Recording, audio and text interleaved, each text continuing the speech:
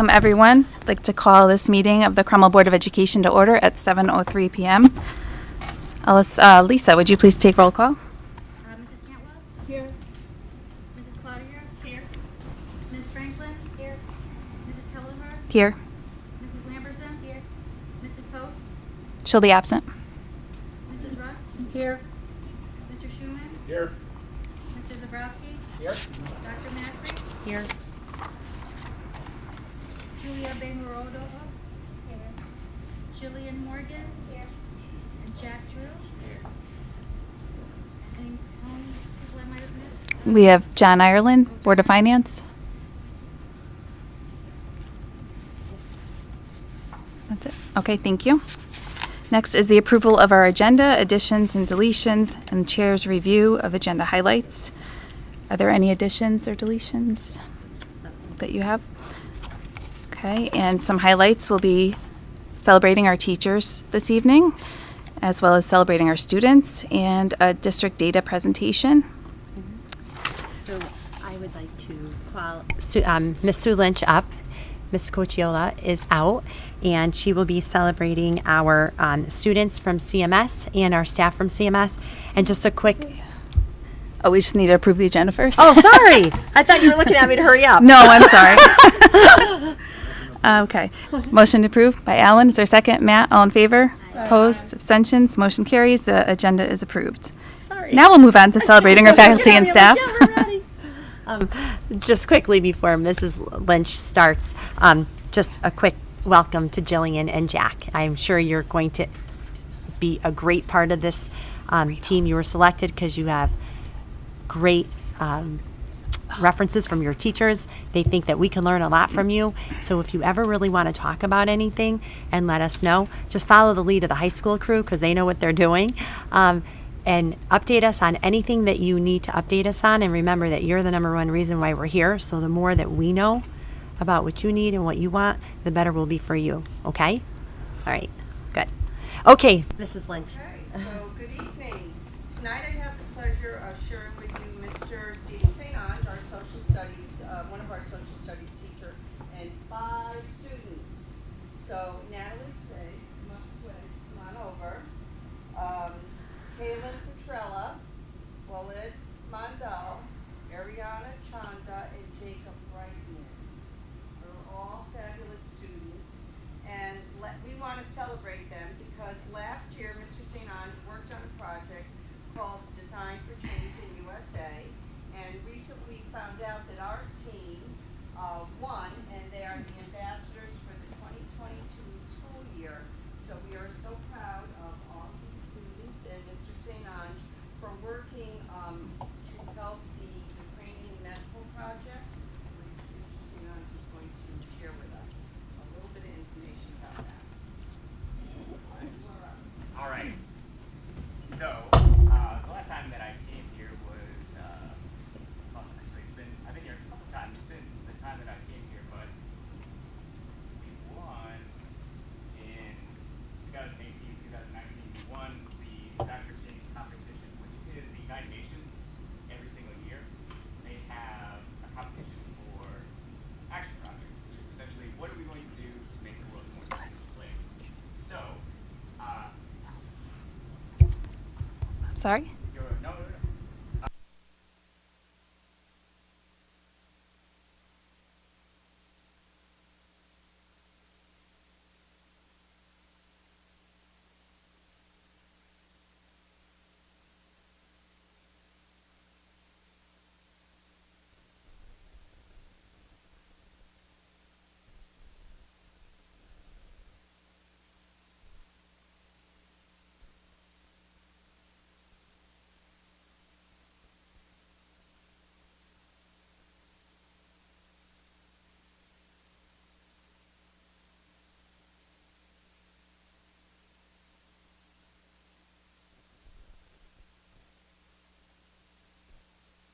We did not have a great time. Oh, there's the mic.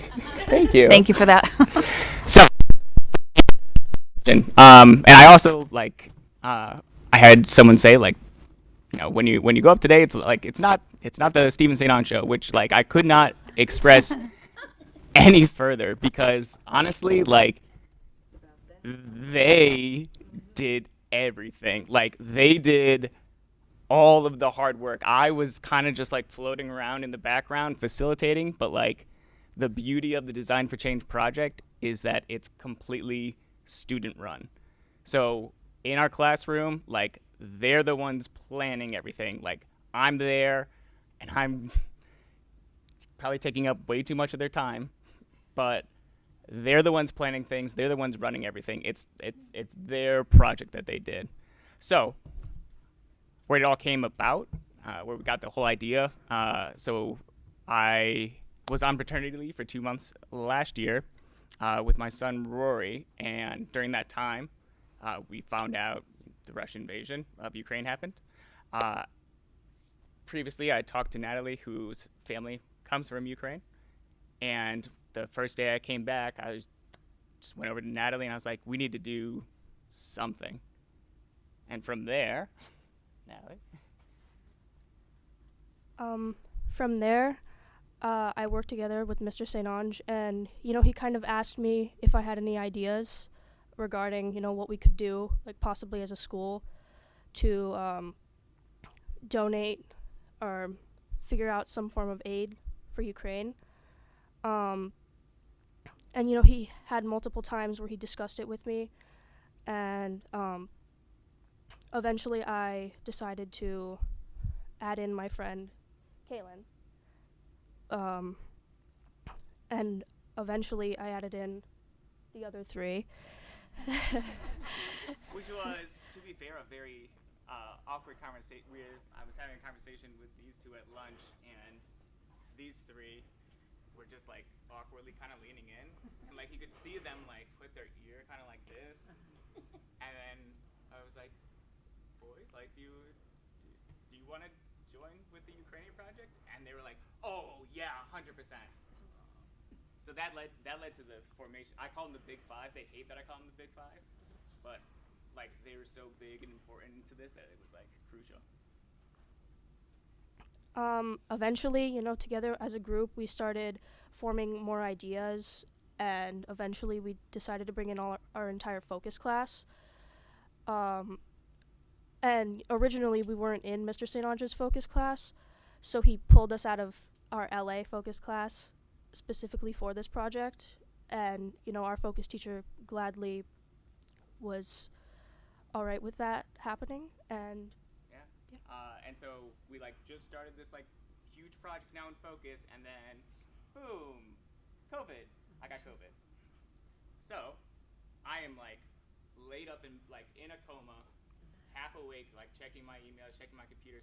I created a document with these five, just like, hey, let's start planning things. I'm pretty sure they were on the document working more than they were like doing actual schoolwork. Like from the moment they got home, I like literally like as I'm like in the basement, like isolated, like typing on my computer, I'm like, please go to bed. It is 11 something at night. You need to sleep. They were so involved in the process. I took like every single one of their lunches for the next 2 months. I took their lunches away, and like they were glad to do it because we just met and we just talked about all of this. Ooh, oh, I just took your lunch. All right. Thank you. Sorry. Okay. So we had a lot of ideas. Like, we were brainstorming for like multiple weeks in focus, and everyone had like tons of ideas, but only a few ended up working. Like, we planned to do stuff during advisory, planned like other announcements, planned more events, but ultimately all of it didn't end up like that. But it's good that we had all ideas because we can like pick and choose, and we chose the best ones, and it worked out. And to help with planning everything, we decided to give each person in our focus class a job to do based on what their expertise is. So if they were good drawing, we would put them in promotions, or if they were a good speaker, we would put them in public relations, or if they were good at planning and organization, we would put them in event coordinators. That way everything would run smoothly and we would be able to get everything done on time. We had different fundraising ideas for what we could raise money for. We did Blue and Yellow Day, which is where people would wear the colors blue and yellow for the Ukrainian flag.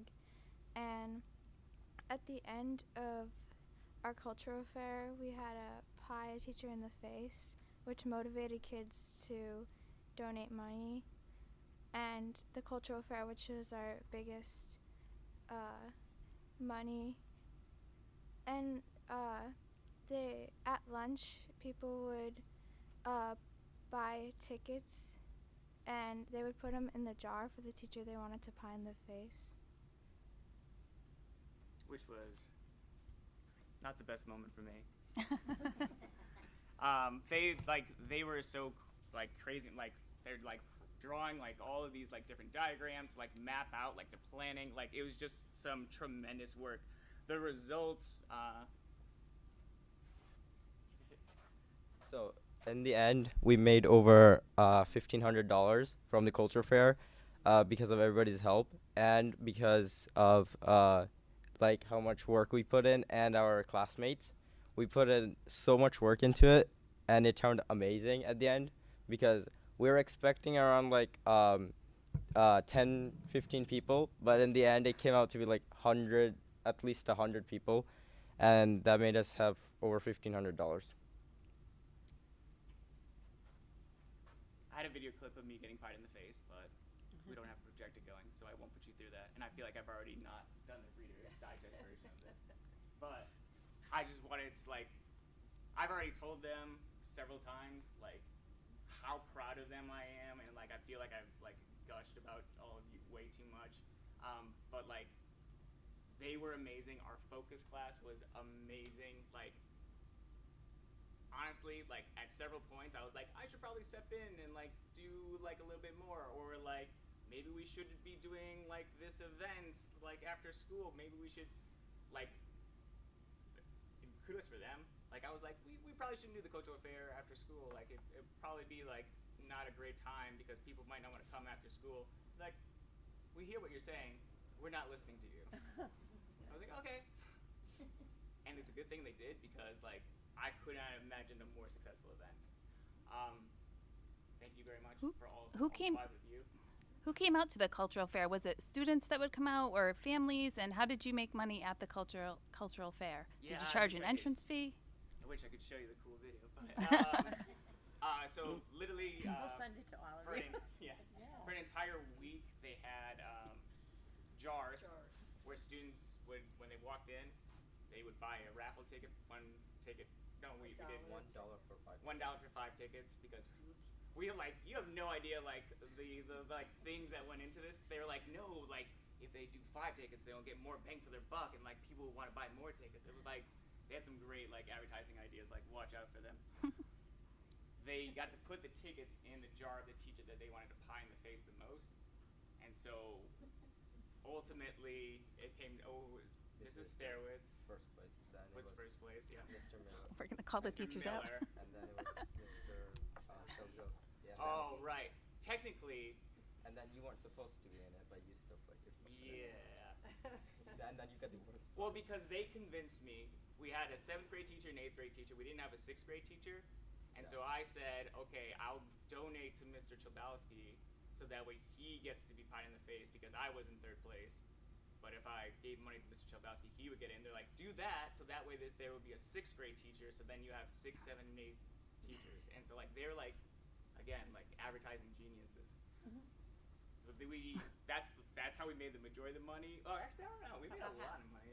About half of that it was did. half. Yeah, from that, half of it came from that. Then the other half came from the cultural fair, which is Which- charged $5 Yeah. per person. which And is then another food. like we literally had like 3-week conversation about how much to charge them. Like Yeah. And $5 ultimately came out.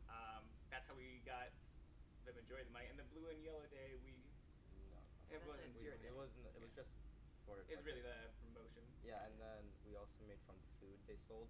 Oh yeah. sold- At the cultural fair, they made food items Yeah. that you could buy. We and could have made probably more, but since they put so much hard work into it, we gave some of them to the class. So food is the key. food is awesome. Well, it sounds like a really good project management experience. So congratulations to all of you and for such a worthy cause as well. So thank you for helping them and thank you to all of you for all of your hard work. So I think we should deserve a round of applause. We did it. We took way too long. I'm sorry.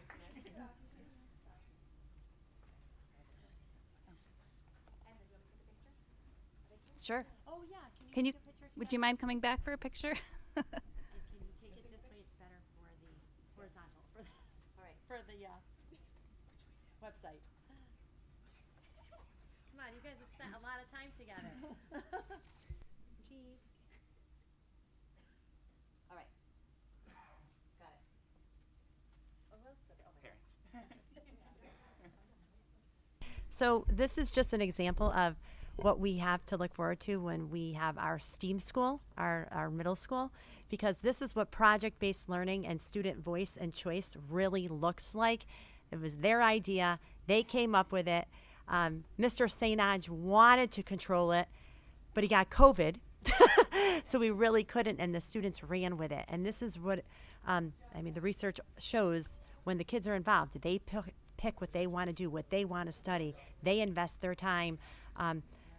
It works. So it was a wonderful project, and of course it was for a great cause, but it also has taught them so much about picking their own things that they like to research and making it happen. So congratulations to them, and I'm glad we have a good picture to put on the website.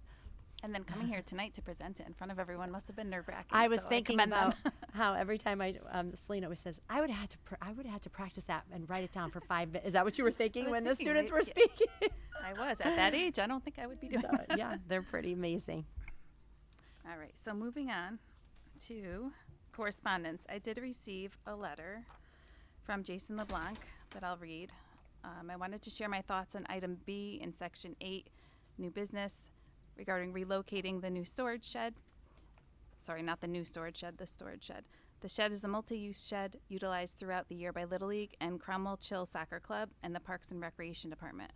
Its current location is perfect for that multi-use purpose because it is located in the center of the West Field complex and close to the softball fields and soccer fields. It is close to the asphalt path and the parking lot gate, which make it easy to bring things in and out of the shed. Our club stores the nets and heavy sandbags from CMS soccer goals in this shed, so the close proximity is very helpful. While it is in the area that can flood periodically, only in extreme cases does the flooding reach the shed floor, and I think this can be solved by lifting the shed another 6 inches. Rather than moving the shed from its optimum location, I would prefer to explore options for lifting it with Little League and the town. I'm sure we can arrive at a suitable solution. Please confirm receipt of this message. So that's from Jason LeBlanc, who's the president of the Cromwell Chill Soccer Club, and that's for an item later on our agenda. Public comments. Before I read the rules, are there any public comments this evening? Okay, hearing none. Introduction of the new student representatives and then their reports. So we have new CMS. Do you want to do CMS and Sure. then Libby is absent? Okay. Sure. Okay, so for Cromwell Middle School, we have Jillian Morgan and Jack Drew, so welcome. And then also we have for the high school, which I think you were at our last meeting, correct? Okay, Julia Bayamordova? Baymordova. So thank you all for being here. We welcome your input. If you have any, insight into anything we're discussing, please feel free to jump in. And also, when you're finished with your report, we know you have homework to do. If you do need to leave, feel free at any time. So thank you very much for being here. And let's start with the middle school, if you'd like. Jillian, would you like to start? Cromwell Middle School students have had a wonderful first few weeks of school. Students have successfully transitioned back to our routines and adjusting to our new schedule. We are looking all forward to a healthy and outstanding school year. So right now there are CMF athletics going on, and soccer is one of them. So the girls and boys soccer is currently going on at CMS. The girls is coached by Miss Humphrey, who is the 7th grade science teacher, and Mr. Willis. They have practices after school every day. The team of 27 girls have won all but 2 games so far this season. The girls report playing well together and working hard. The boys team is coached by Coach Anino. It's also practice after school every day. The team is made up of 26 boys and has 3 wins so far this season and are continuing to improve every day. The coach is pleased with the boys' competitive nature on the field and with the great turnout to play this season. Both teams play East Hampton tomorrow afternoon at home. Good luck to both teams, and I'm on the soccer team, so yeah. Okay, thank you very much. Any questions for our, oh, sorry, you're not finished. Go ahead. Another club after school is cross country. The CMS cross country season is off to a great start. The team has really enjoyed conditioning in the beautiful weather, competing against neighboring schools, and watching their running times improve with each meet. Coach Murphy and Coach Bosworth are pleased to announce that each Falcon has improved his or her course time, and I'm actually on cross country, so. Great. Another club at school is Select Choir. Select Choir held auditions mid-September and is excited to report that addition of 10 new members. The group of 18 students rehearse every Wednesday morning before school at 7 a.m. with Mr. Borison. They have been preparing for their upcoming performance of the national anthem during Cromwell Middle School's Veterans Day Assembly. On September 24th, Mr. Luckowitz and Mr. St. Ange, they hosted a annual Source to Sea cleanup day. The group met by the Connecticut River and spent the day clearing trash and debris. The annual event is a great experience for students as well for our community and help to keep the river clean. Okay, thank you both. Any questions? All right, nicely done. What was that, Mr. St. Ange? Yeah, this week they're doing a can drive, food drive, and it's like to raise money for food shelter, I think, right? Yeah. Great, okay. Thank you. And we'll move on to Julia, the high school. Cromwell High School will be administrating the PSAT to grades 9, 10, and 11 tomorrow. Seniors are on their Washington, D.C. trip this week. That's why Olivia's not with us today. Homecoming is on Friday 21st, and in school there will be our first pep rally inside the gym since COVID. This same week is Spirit Week, so on Monday we're having Jersey Day, Tuesday is Hawaiian Day, Wednesday is the pink out in reference to Mean Girls. On Wednesday we wear pink. Thursday is business attire, and on Friday students will wear their assigned class colors. Trick or Trunk is on Saturday 22nd, so the day after homecoming. Marking period for the end of the first quarter is on Friday 28th. Miss Nelson and Mr. Schmidt revealed that the spring musical will be Seussical the Musical, and this will be performed on March 3rd, 4th, and 5th in 2023. Cromwell High School officially introduced the Smart Pass today. It is an online system where students can make a digital pass to go to various destinations in school. So if you want to go to the bathroom, you have to open up your Chromebook, go to this site called Clever, and then you would make a digital pass, and then you would say, oh, I'm going here, and then the teachers would approve. For sports, the girls' soccer team had cancer night on Friday, October 7th. They won with a score of 5-0. The boys' soccer team won 2-1 against Haddam Killingworth on Monday, October 10th. The girls' volleyball team sadly lost against Old Lyme 0-3 on Monday, October 10th. The boys' football team had an away game against Granby on Friday, October 7th, and they won 14-7. And the girls and boys cross-country team had a meet on Saturday the 7th at Wickham Park in Manchester. Great, thank you very much. Sounds like a lot of good things to look forward to. Does anyone have any questions? Matt? So out of curiosity, and you don't have to tell me why, have you had to use the Smart Pass yet today? Not yet, okay. I'm just curious as to your personal feelings on how easy it was to use. You did use it? Yeah. And? Easy to use? Well,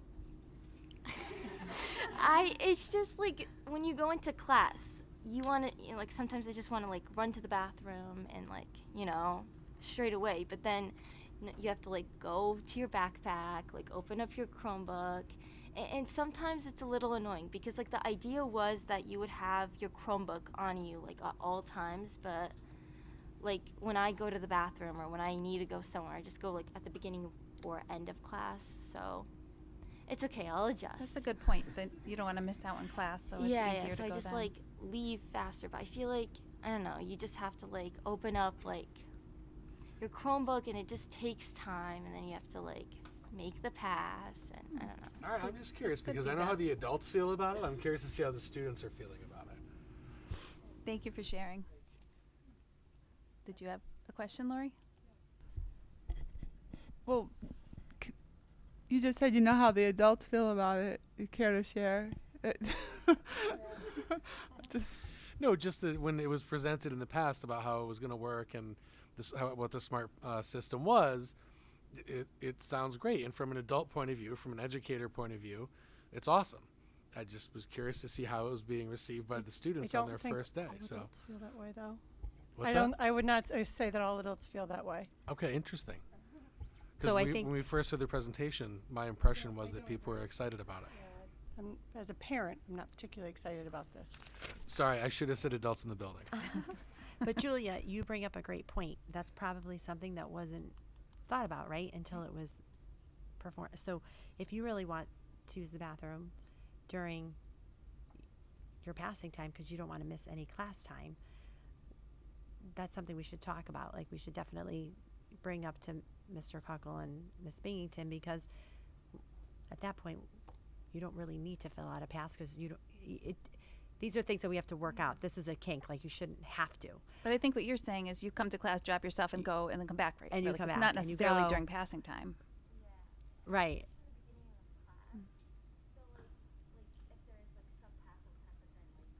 You get there early.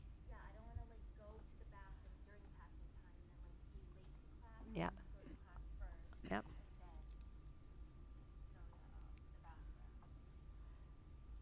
All right. Any other questions about the bathroom pass? Okay. We'll move on to reports of liaisons from town council, which I don't see anyone from town council here this evening, but we do have Mr. Ireland from the Board of Finance.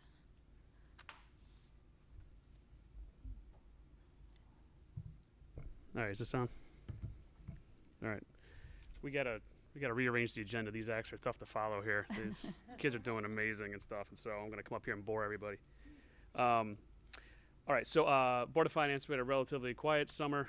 Not too much went on from our end. Obviously, we had a very busy spring, so I think a quiet summer was nice. At our last meeting, we did make the appropriation for the grant that we got for the Pearson Park project, so that should be moving forward from that standpoint. For our meeting later this month, I'm hoping to have the town assessor come in to talk about the grand list reevaluation and how that might impact our grand list going forward, and the 5-year evaluation that goes on in town. And then before we know it, we'll be talking about budget process again. So at any point, if you want me to come back, go through anything, if anyone wants to meet with me one-on-one, don't hesitate to reach out. I think you've all got my email address. Just send me a note. Be happy to sit with you, go over whatever you may want, have any questions, anything like that. And I guess the one thing I would ask from you guys to keep us updated on is, as you hear things about the middle school grant, from the state, from the city, just let us know. Hopefully things are on track and relatively smooth there, but obviously we're rather vested in how that goes, and hopefully that goes smoothly. So, but other than that, that's kind of it for me. Thank you. Any questions from board members? None? Okay. Well, thank you very much. Thank you. Okay, moving on to the superintendent's updates and responses to Board of Ed comments, action items from the prior meeting. Dr. Macri.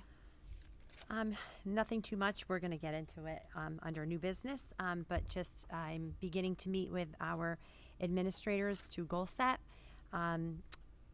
You will see our presentation from our standardized testing data this evening, and we'll talk a little bit about what we're going to do to increase student achievement. We're considering this our benchmark year, a fresh start after COVID. And I will meet individually with all principals so that we can look at their school. Dr. McLean and I met. We still actually have to meet with middle school. With all the administration and reviewed their data and talked about what we were going to do school-wide and then how we were going to set our goals. And then we'll do that again on a personalized level. Budget time, as Mr. Ireland just talked about, is coming up. So we are already starting. We talked to our administrators today, and we're getting the ball rolling. And now I know exactly who to bring to our Board of Finance meetings. So Jillian and Julia and Jack, clear your calendars because you guys are on stage. Because I'm just teasing you. I won't put you through that. But it's a good strategy. So scaring we're them. preparing. I'm scared I would not do that to you. Although they would be so much nicer to you than me. Will you come with me? So we are getting on track with that. And then we have teacher negotiations.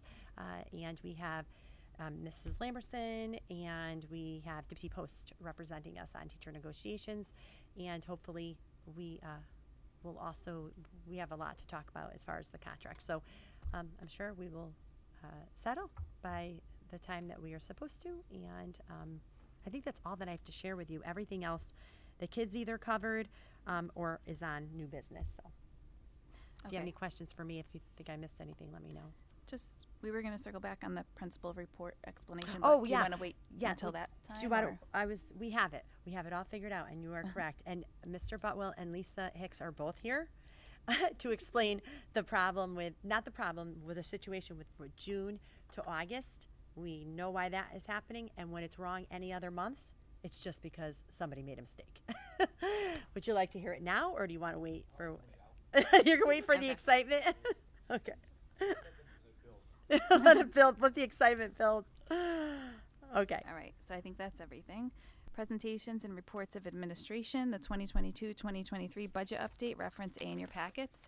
Ms. Burke, if you'd like to come up.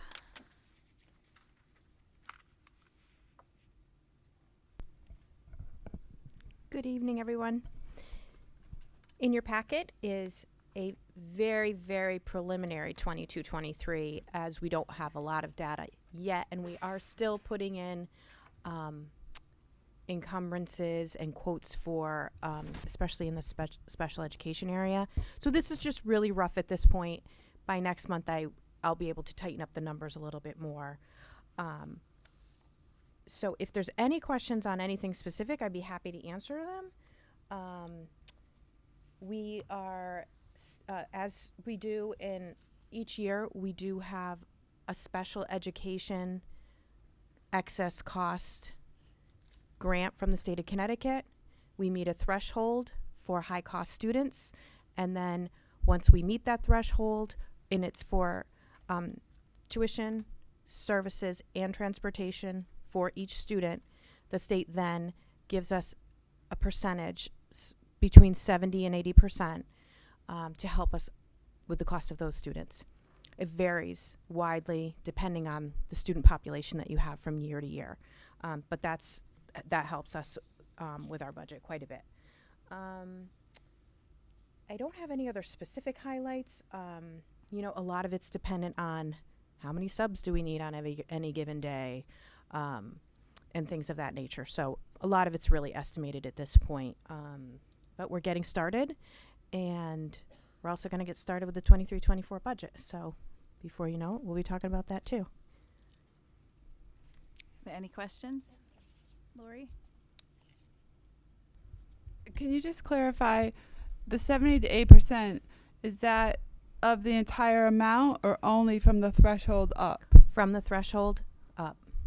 And what is the threshold? Is it the same for every student, or? It is the same for every student. It is a calculation. The state gives us a document that gives us exactly the number. I don't know off the top of my head. It's usually around 45,000 per student. Could be a little higher. That information is actually available. Anyone can look it up on our state website, but I can get that specific number if you're curious. Sure. Thank you.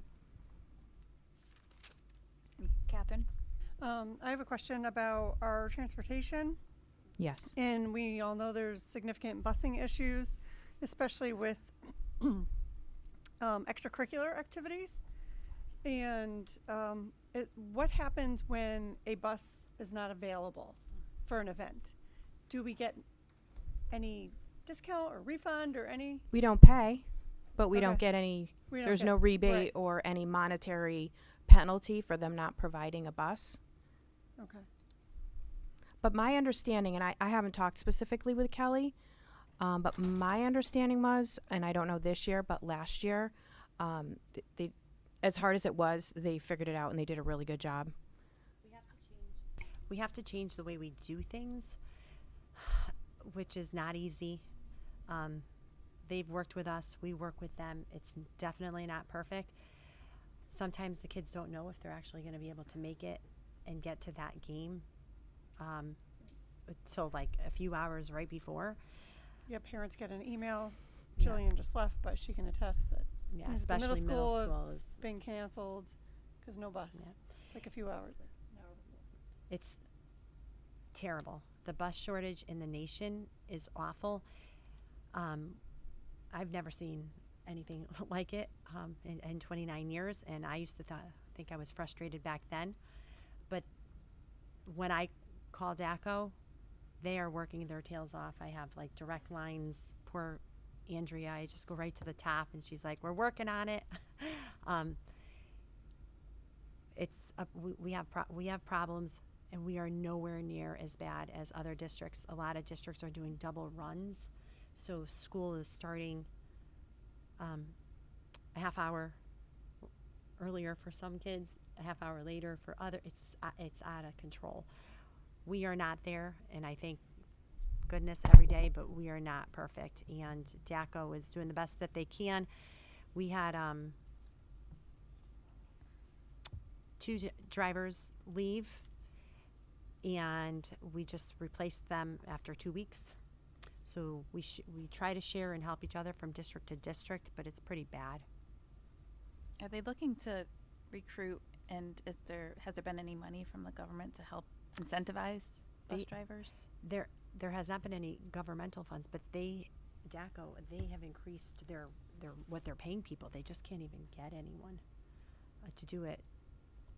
It's like subbing. It's scary. And it's not that they're still in training. I remember you said it was like a 4-month process, and then we'll get an influx of them. The state has improved that tremendously. So Department of Motor Vehicles, State Department of Education, and boards of education, and police, state police, FBI, like whoever does all the fingerprinting, all that, have really, really worked together to speed that process up.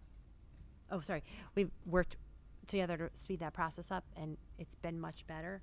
It used to be 4 or 5 months out, which was ridiculous. It's not anymore. We're talking about 2 to 3 weeks out, which is a miracle. But we still have to make sure we vet people properly. But that's helped. But I don't think that's the crux of the problem.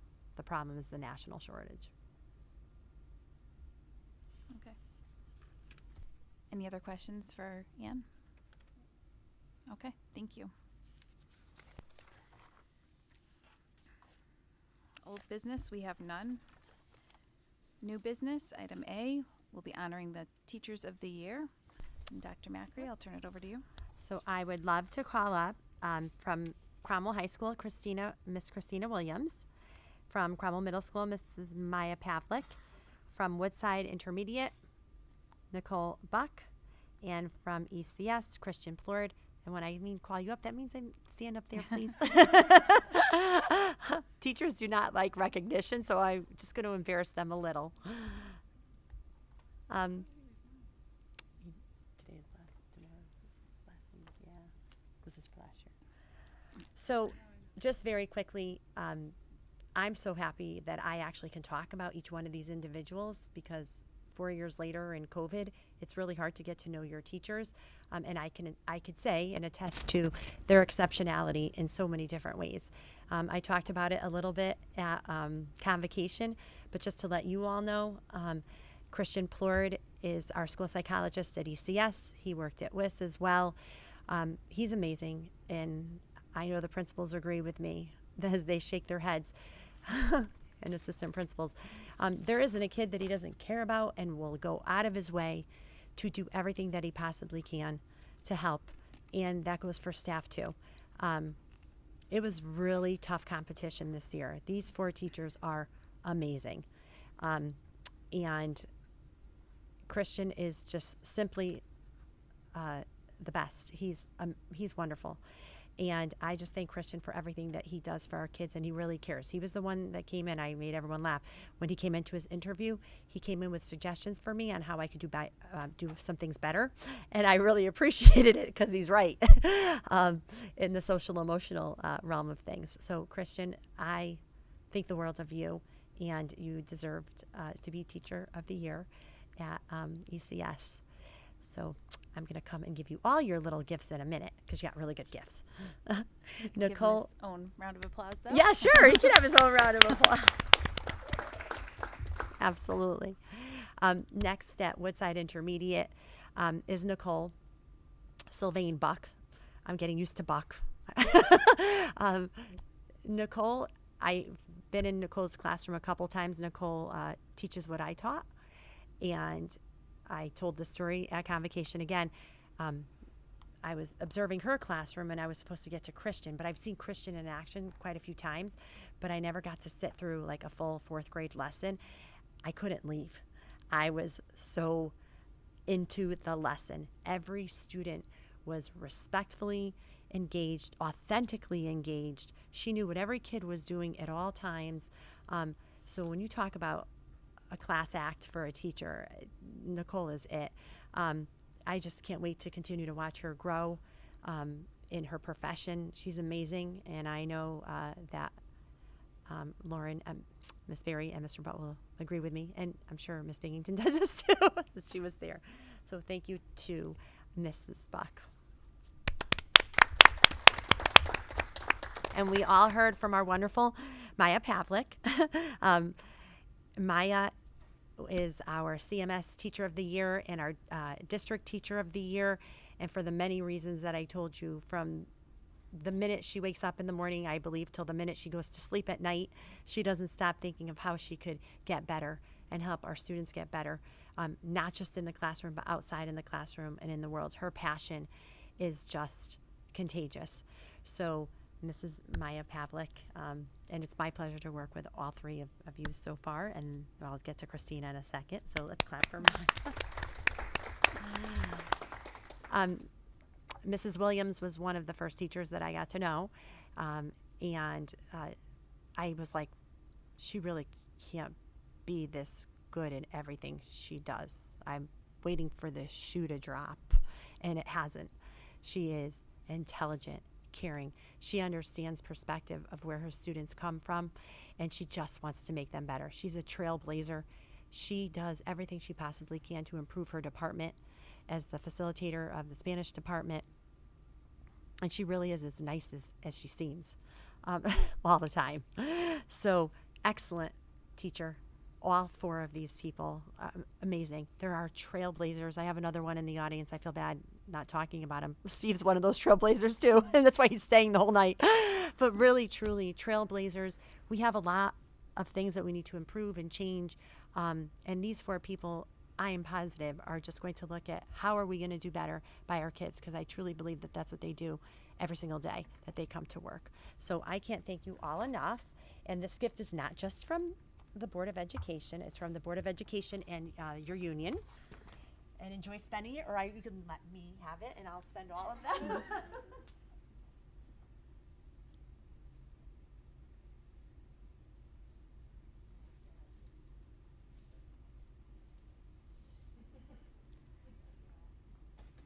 Do we want a picture for the website? Yeah, probably. Maybe Tommy. Was it Tommy that took it? No, Mrs. Mrs. Tomorrow, would you want to take a picture for the website of? Did you take that picture? Did you take the picture before? Oh, it was Sari. Wow. Sari, do you want to take a picture? Thank you. Thank you.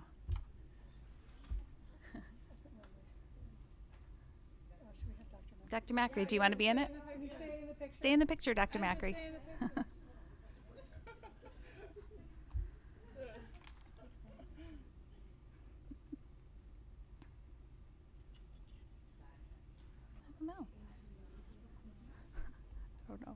supposed to be. So on behalf of the board, thank you all. We're also glad to have these exemplary teachers in our district. And I know it was a difficult choice to make. And I want to thank Lori Cantwell for being on that committee as well. So thanks again.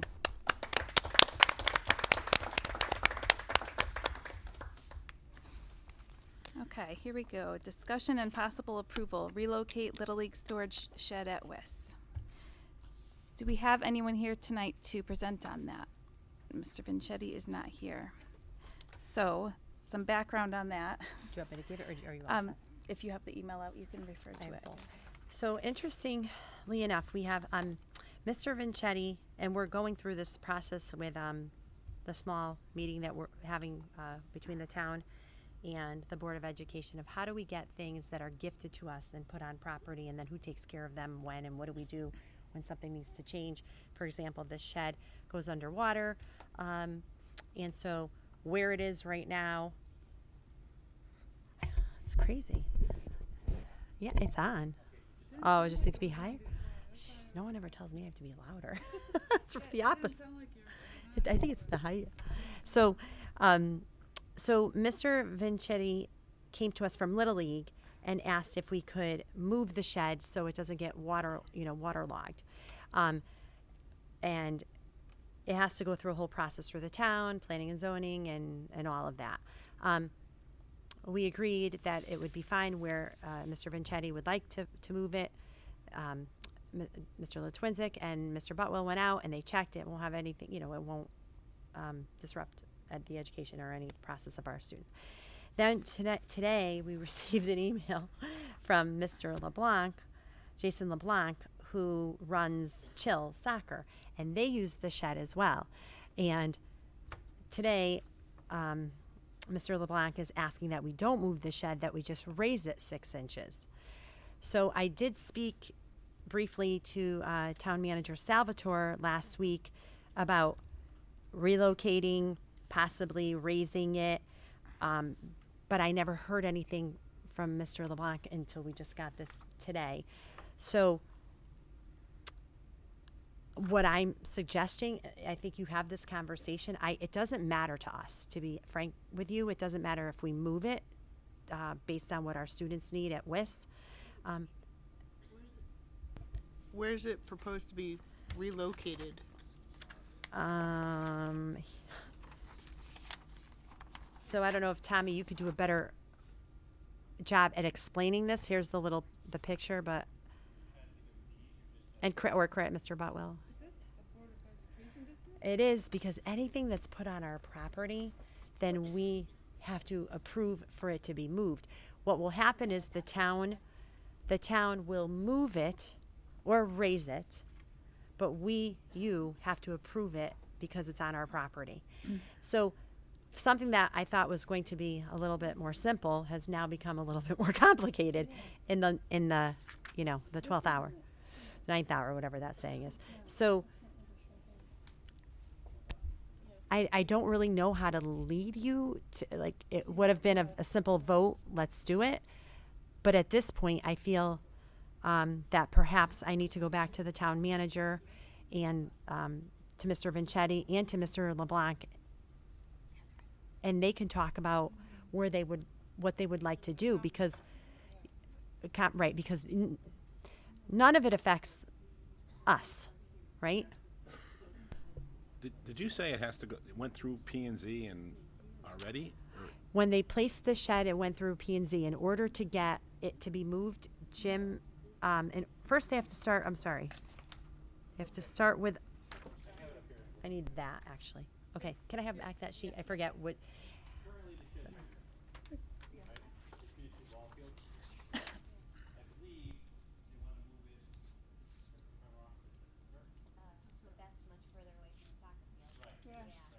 The issue is this is a very big low spot. We get Lakewood site here. Heavy rain, very poor drainage. But I think we should try to look. I mean, my approach was first is, hey, they raised it once. Let's try raising it a little bit farther. See if that works. I have I have a lot of questions. I could read you Mr. Vincetti's email too, This and it isn't- would be us. you're right. It goes to us first, then it goes to planning, is it, to make sure it could all work. This isn't a Little League shed, though. This is a multi-use shed that soccer uses it. I coached soccer for several years, and the town controlled the lock on the shed, and every season the lock would get changed. So my understanding before I got here in this whole crazy mess, because it is a little bit of a mess. My understanding, and Kelly's not here, we believe, this is what we're trying to find out with that sheet we were talking about in the facilities committee, who owns what, who bought it, and who's supposed to take over and maintain these things. We believe Little League purchased the shed and was gifted to us. Once it becomes our property. And it's a multi-use shed. It's not a single sport shed. They must have agreed on something that we don't know anything about. Chill and Little League. And I don't even want to say Vincetti and LeBlanc because it could have been two totally different people back there. It was right? before them. Yeah, Yes. that's what I mean. So it could have, and this is where we're trying to work with the town, which is why we have our meetings and Lynn's taking minutes. What's the process and procedure to first gift something, and then once it's gifted, who needs to sign off on it when, and then who's going to maintain it after that? We are just in the process of creating some kind of system because since the minute I walked into this position, it's been a little bit on the crazy side. So these two people are both asking. So. And they're asking opposite things. Why are they here to talk about it? Question on I this. thought Jim was going to be. I'm not sure. Part of this because when I heard about this, I asked John Harriman, town engineer, to investigate the drainage issue. And I know he went out there and did something. I just, of course, I was out on leave, and I didn't hear it back from him to find out what they had done or what he had found, if there could be drainage added. Because right here, they put the soccer wall. Yeah. Right, and that's right in the middle of the little spot. Yeah. But I think they thought that they might be able to put another drain in here and help alleviate that. And even if they put something there and attach to the existing drainage, it may help. So here's my question, though. It was gifted to the Board of Education at some point in the past. Whatever. So who pays to maintain it, and who would be paying to move it? Who would be paying to raise it? Great question. That's what we're in the process of working So on with that small my meeting. question is, though, who do we as a school district use this, or is this used by Chill and Little League? So are they offering to pay for the moving of it, and they're paying for the raising of it? No. The town. Once it's gifted and we accept the gift, then it becomes the responsibility of the town and the board to somewhat degree, which is what we're in the process of trying to negotiate. Who's going to pay, like the little things that we talk about, the soil, the this, the that, where the community uses it. My point of view is if we as a district are not making use of it, if it's being used by multiple sports organizations, they should band together and pay for it once it's decided what happens. I don't see why we should foot that bill. I support our student athletes, but I'm sorry, if private organizations are the ones who are using this and they want it moved or they want it We need to adjusted. confirm Parks and Rec might still be using it. Okay, so that because would years ago, change when I had things. coached before Jason was in charge of Chill, it was also Parks and Rec was using. It's a storage shed, so Parks and Rec had a lot of their stuff in there too. Okay, so that's what I so was it's getting not. at. I don't know if it's still just the two that are using it. I feel like we don't have enough information to make a decision right now. So I it just stays had a where it quick is. question: why we couldn't look into raising it before locating it? Like, yeah. So the town has just- agreed, if it gets moved or raised, town manager Salvatore has agreed that the guys from the town would do it and they would incur the cost. Right. But because it's on our property, you have to tell me that I'm allowed to do that.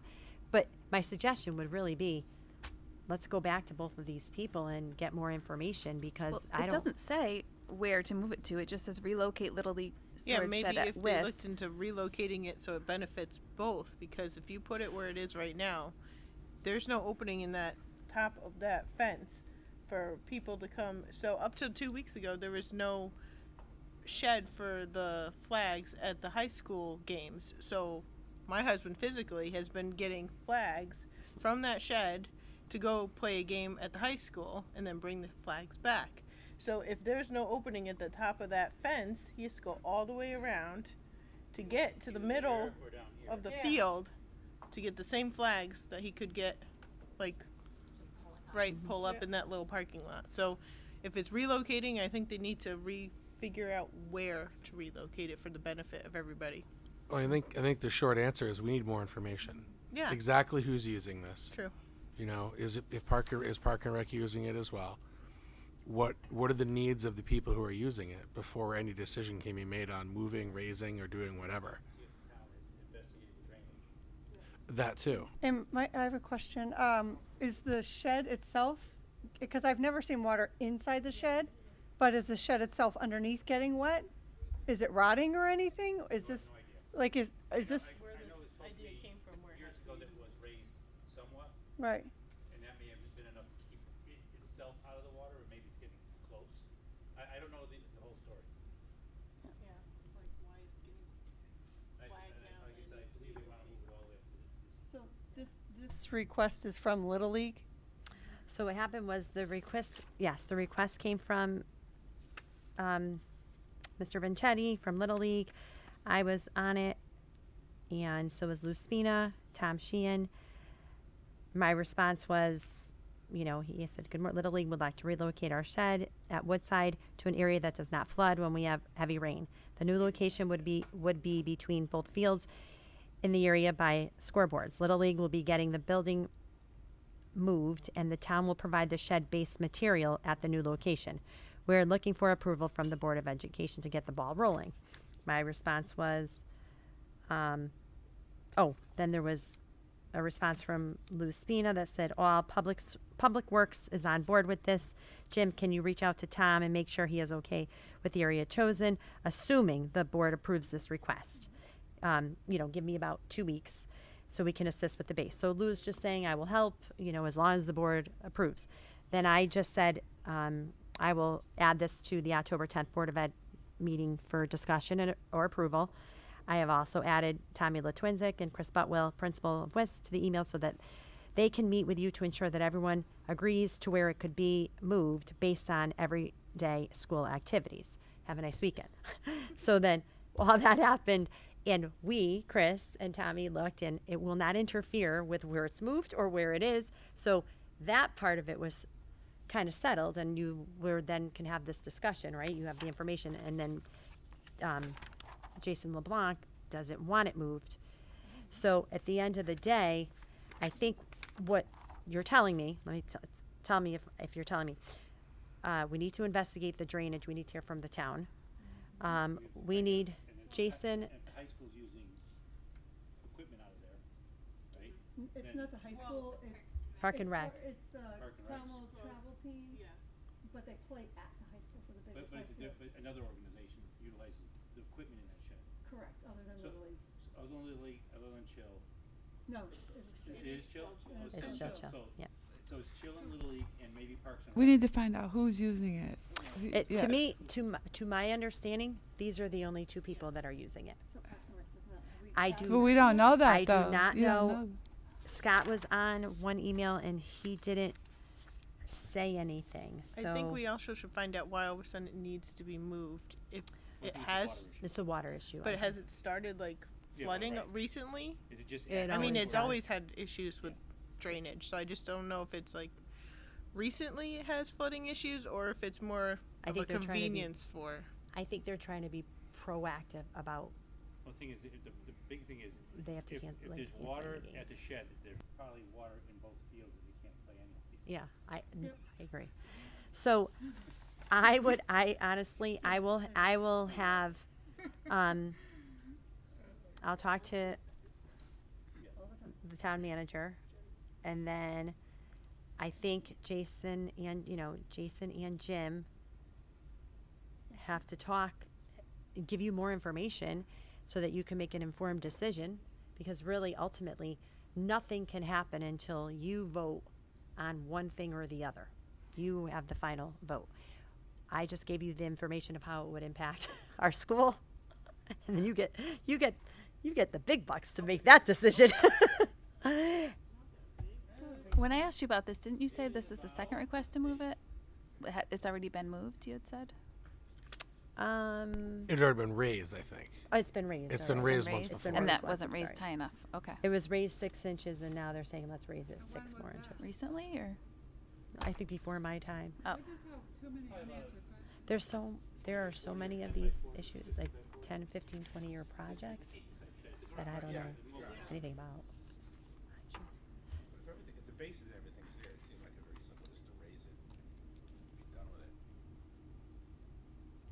Do you want, because we have a meeting on October 25th, so we could add this to the agenda and I'll let everybody know what you're thinking. I will call Scott. Scott was on the email, so he didn't say anything, so I was thinking. Yeah, I will definitely. I wrote myself a note. I mean, we don't want to get in the middle of an argument between Little League and Chill. That's not our business. But I think we do want to know exactly who's using storage areas on school property. Well, just to make sure they all agree on the location. This is the difficult part of, right? We want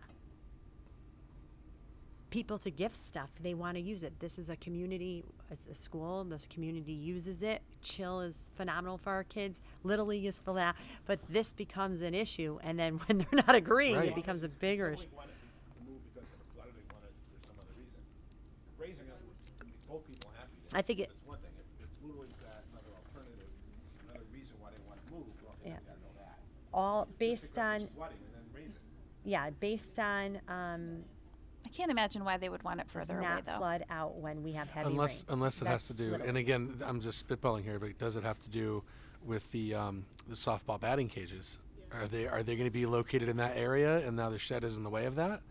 So like, there's I don't know. I'm just wondering if that's Weren't the potentially batting what the issue cages is. like They were off they to were the supposed side. to be up there? I thought. On the same area. Unfortunately, Yeah. Gotcha. and Kelly's not. She's in Washington. She's with the kids. So Kelly Maher, she's on a field trip. She's in Yeah, I think Washington, DC. we want a little more information before we start delving. I into agree, This. especially since I just got this email. Yeah. It's a good thing we got the email. It's a good thing, or otherwise Actually, it was I gonna would. come up anyway. I had a lot of questions on that Oh. one. Okay. So So, table it? No email. I had the same questions. I can invite So did Kelly. them. I'll talk to the town manager. I'll talk to Park and Rec. I'll talk to Kelly. To be continued. And we'll To be table continued. it for now. I think you should table it. Okay. And at least if Is there a we put it motion on- to table? Motion to table. Okay, second. Okay, I saw Lori, then Jen. All in favor? Opposed? Okay. I'm not sure we needed all that to table it, but just in case. Yeah, let's just do it. All right.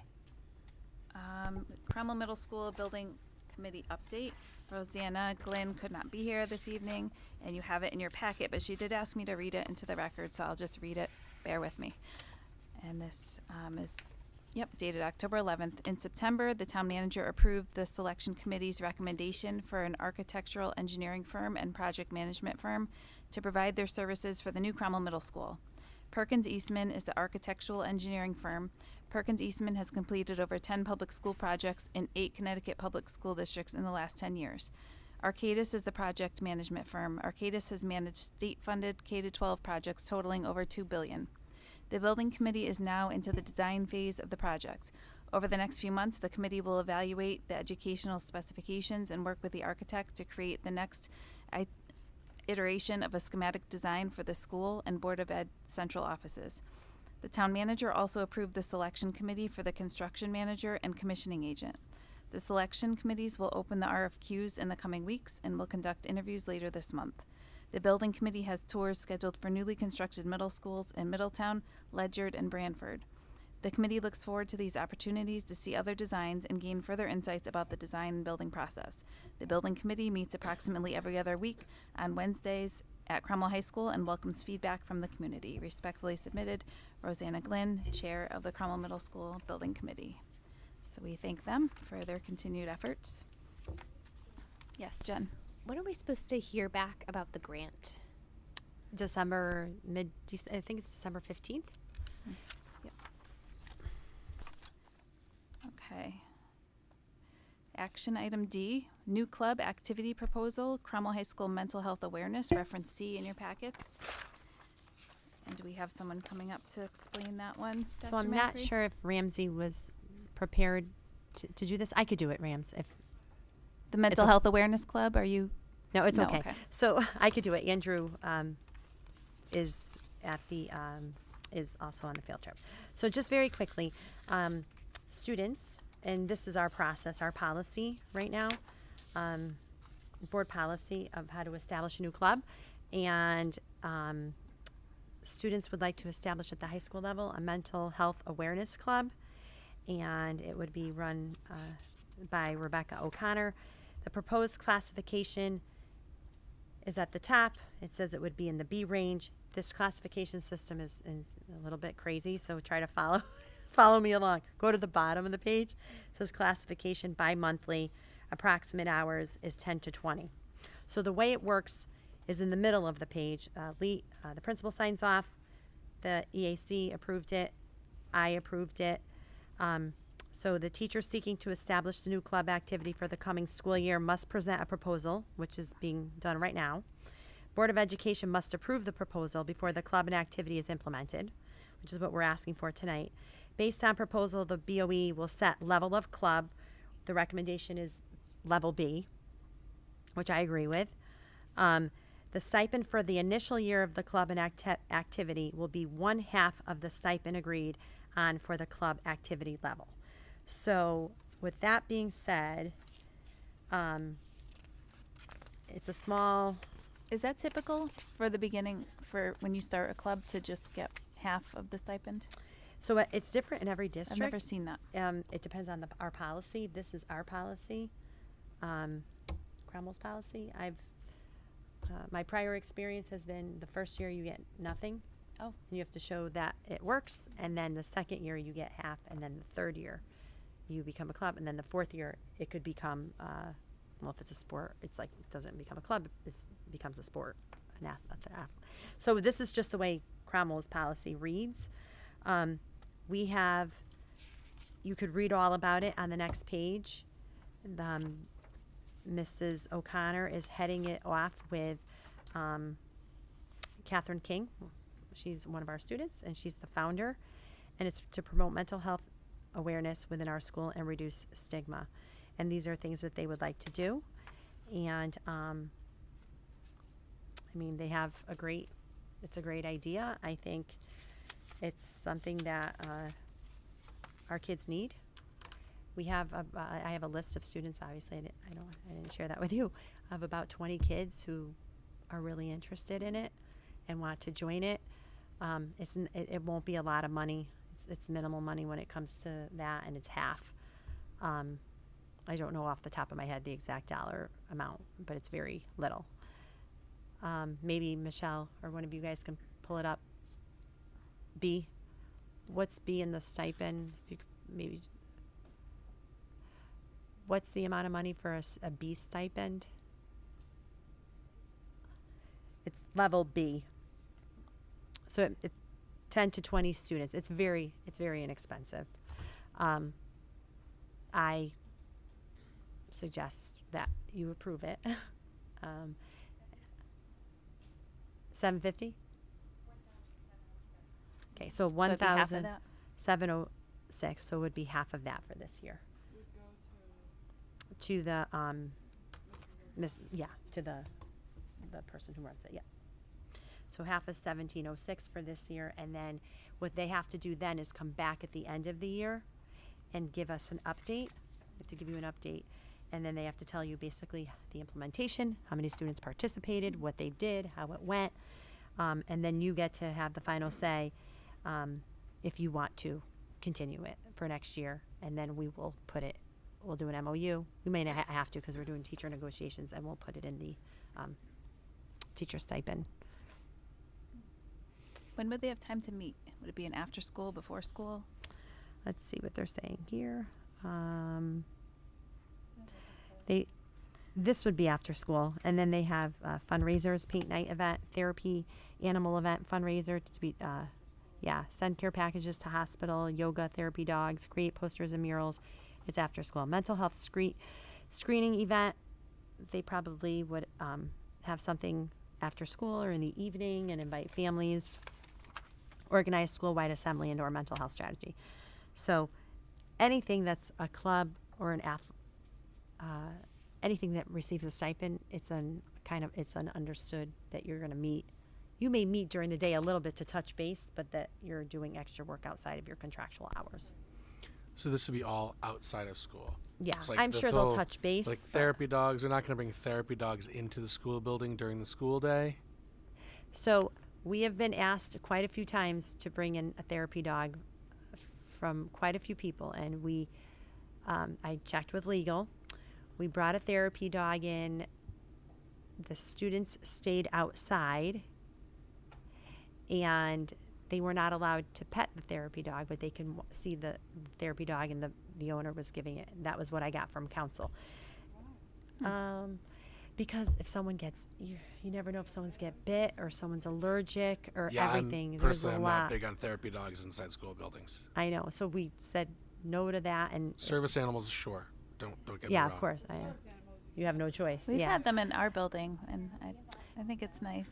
I was nervous about the situation. Mr. Butwell and I figured out a different plan. It worked. The kids were happy. The adult was happy. We try to just problem solve and work things through because, like just right here, everyone's going to have a different opinion. So I look at it from a legal standpoint and the liability of the board. And so we came up with a plan that the kids loved and everybody was okay with it, and council thought it was in your best, in the board's best interest. If we ever want to change our mind and think about this, I would advise that we bring council in to talk to you about it, because everything comes with liability, right? And this. Well, and not everyone is finds liable. animals to be therapeutic. No, exactly. The way we did it, you had to sign up for it. So it wasn't like we were just Right. throwing these therapy dogs all Yeah. over like the school. Yeah. Like you had to sign up for it. If you had an allergy, clearly you wouldn't sign up for it. So. Yeah. And it's a little easier with older kids, right? Because they kind of determine their fate of where they are. The little ones, if they can't be there, then they're somewhere else and they're not with their class. And then there's a stigma right there. So we figured out, we had a great plan. Yeah. And And that's where yeah. council comes in too, because maybe you sign a waiver. Like Yeah, if you're going to participate, you sign a waiver that, Right. hold harmless, whatever. Right. Okay. There's so many different ways that we could have done it. I just asked our counsel on your behalf. And she said it is liability. You're taking a chance. So we came up with a plan B, and it worked out wonderfully. Lori, go ahead. Just since you're bringing that point up about the therapy dogs and it's a liability, could that potentially be an issue with this club then? Is that something that we need to? No, I think we would that'd be something they'd be signing up for. Yeah, I think we would just tell them that. Okay. Let's stick to yoga, or whatever. So And what would you tell them? No, what would you I tell them say- about the therapy dog? I would just say before, let's talk about the therapy dog. Let's talk about it here, and let's talk about it really with So council. let them know that Yeah. you're going to let them know that. Yeah, that okay. we shouldn't be letting that happen. Yeah. Okay. Okay. I think it sounds fine. I'll always check with council when it comes to stuff like this for, on our behalf.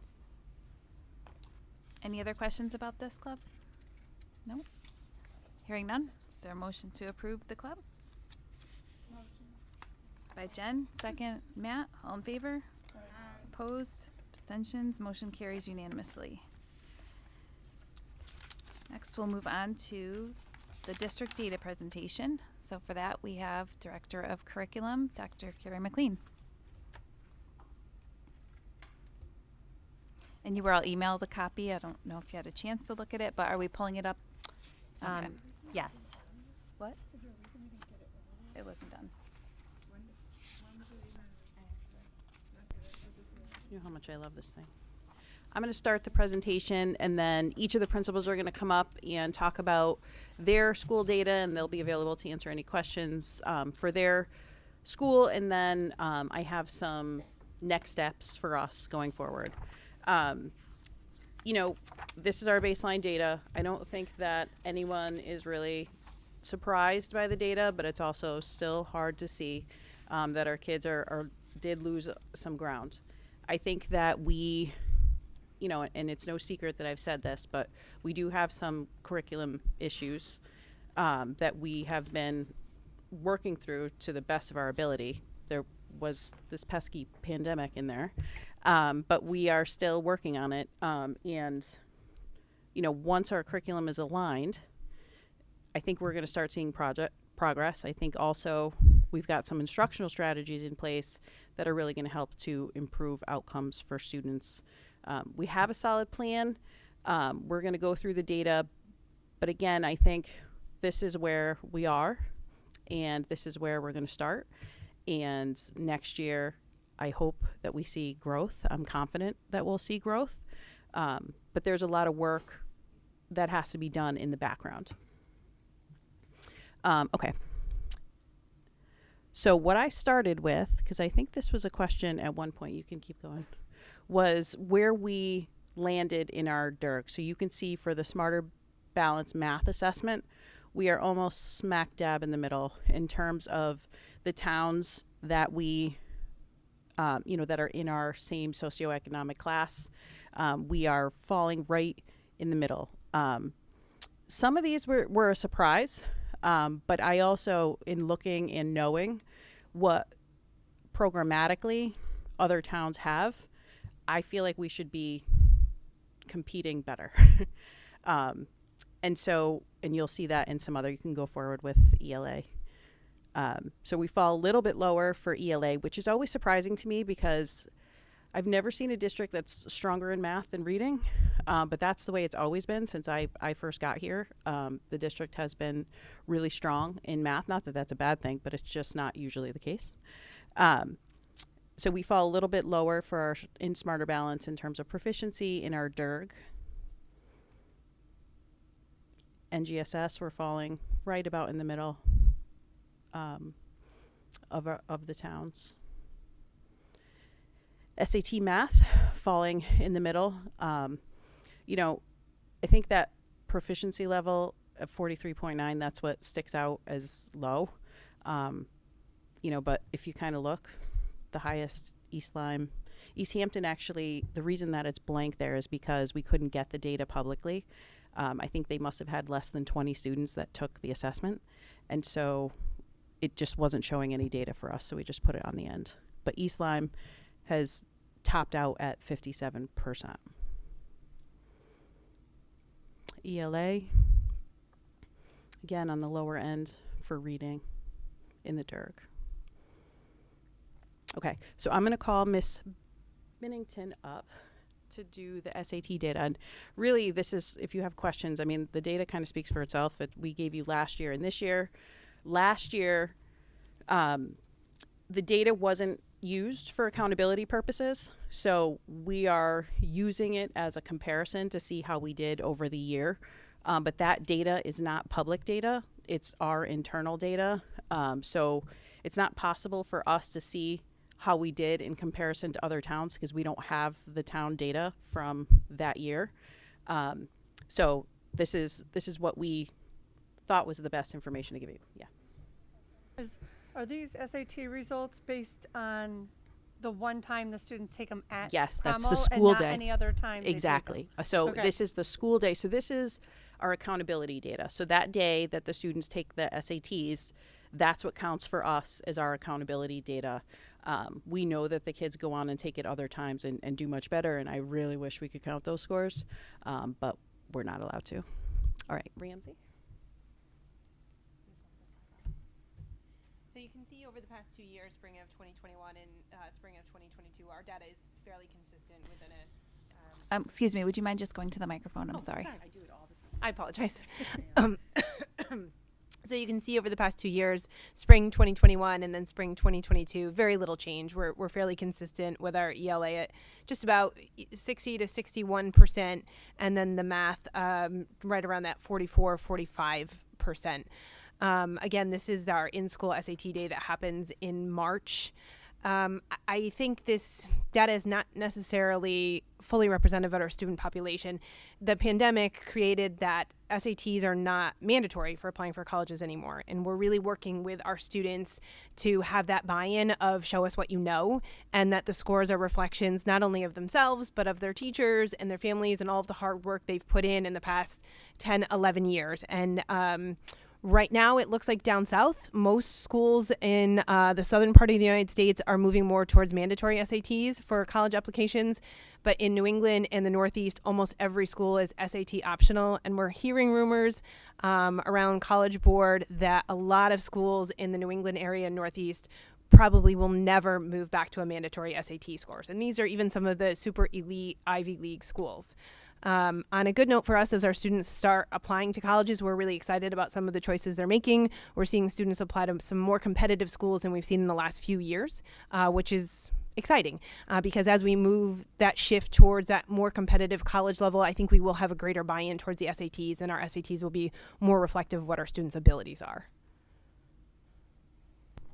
I have a question. Wouldn't the students who could do better take them? Would it be I mean, in terms of if someone wasn't.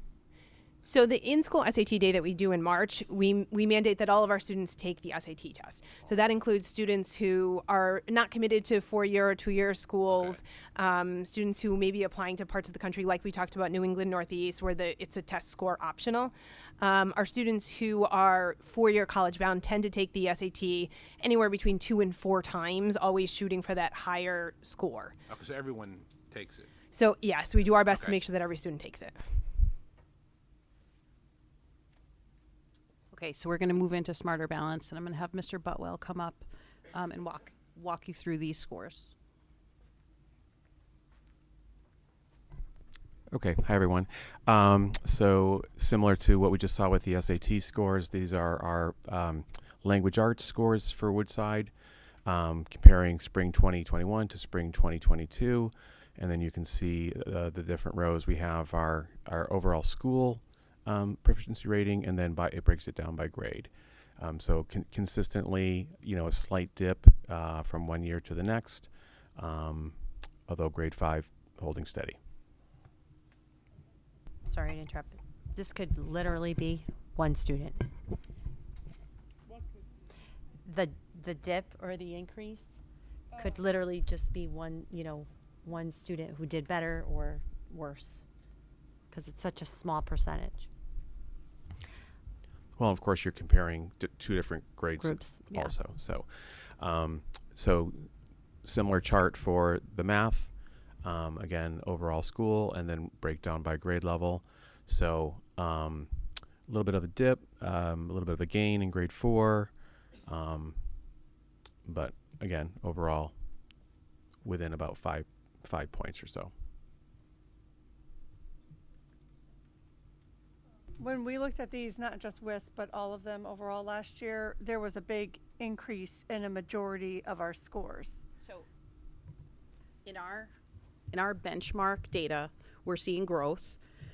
One of the things that we know is that the Smarter Balance assessment doesn't necessarily assess every single thing that iReady assesses. One of the biggest differences is the speaking and listening strands, and that happens to be where we struggled quite a bit.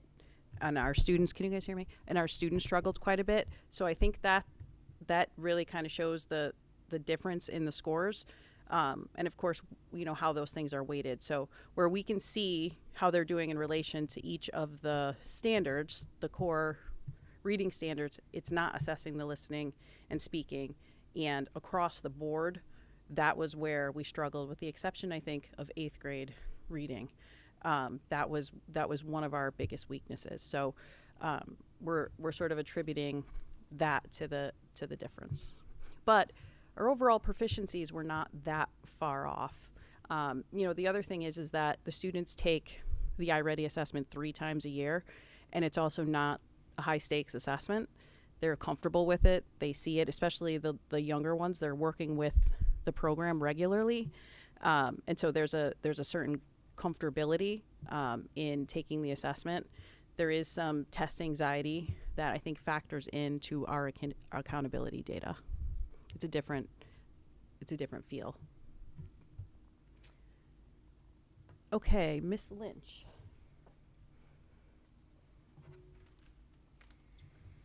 So we're looking at our ELA data here, and obviously this slide does speak for itself. We noticed our 7th grade had a little bit of growth, and some dips in our 8th grade class, and 6th grade kind of flatlined with the students. If we can go just to math, and then I'll come back and talk to both of those. Both slides together. Again, we saw a little bit of growth in 6th grade and in 7th grade, and the dip in 8th grade. We're back into school. We're back into the classroom and having a schedule for the kids. These are our baselines. We do own them, but we're working forward from this point on to grow our students. We're gathering our data. We're looking at the iReady tests that they will be taking 3 times a year. We're having teachers work with them during their focus classes for areas of their need. There's small group instruction going on, and we're continuing looking at our lessons and our iReady to adjust what we need to do to meet the students' needs. So with all of that in mind, we're anticipating, these scores to improve a lot for next year when we come around. Laura, you had a question. Was it for this presentation or Well, the last just one? overall. So these charts, just to touch on what Mr. Boutwell just said, you're comparing different students. Mm-hmm. So grade 6 so students who are grade 6 are now in the grade 7. So you're not It's even like comparing. It's like apples and oranges. Yeah. So. This is our accountability. Right. Yeah, I know. I'm just pointing that out. Yeah. Just Yes, this is what. So yes, and so really, when we look at this helps us to really dig deep into our programming and see, where the general weaknesses are, and we did see some, and we have focus areas. But you're right. This so is you're not not saying cohort. right. So you're not saying these students lost, say, or gained. Exactly. 9%. We're saying So this class did better Than or that worse class. than the class previously. So Yes. that's what value is there in that, though? Really, I mean, It's huge. That's a great That question. tells us how our tells us program we have a is doing. problem With with the our program. Yeah. So okay. based Okay. on And where we need to focus, yeah. Okay. to strengthen certain areas, and it was clear in a lot of ways, and we'll talk about that in what we need to do moving forward. Catherine. The 8th grade took big dips in both math and ELA, and they're now freshmen in high school. Mm-hmm. How are we working to assess what we're going to do with those students who started off high school sort of behind the 8 ball? Mm-hmm. And I know high school curriculum's a little more rigid and strict. It is. There's a lot more state requirements around it. So what are we doing to help those students along? That's so a they good don't fall question. behind? The 8th grade class is, the current 9th graders are, they're a group that has some challenges. One of the things that we notice consistently in the data is that we need to really focus in on our algebraic reasoning, which is something that is, what is assessed in some ways in 8th grade. And so I think it was a combination of those two things. In 9th grade, they have Freshman Academy. We're working on targeted small group instruction.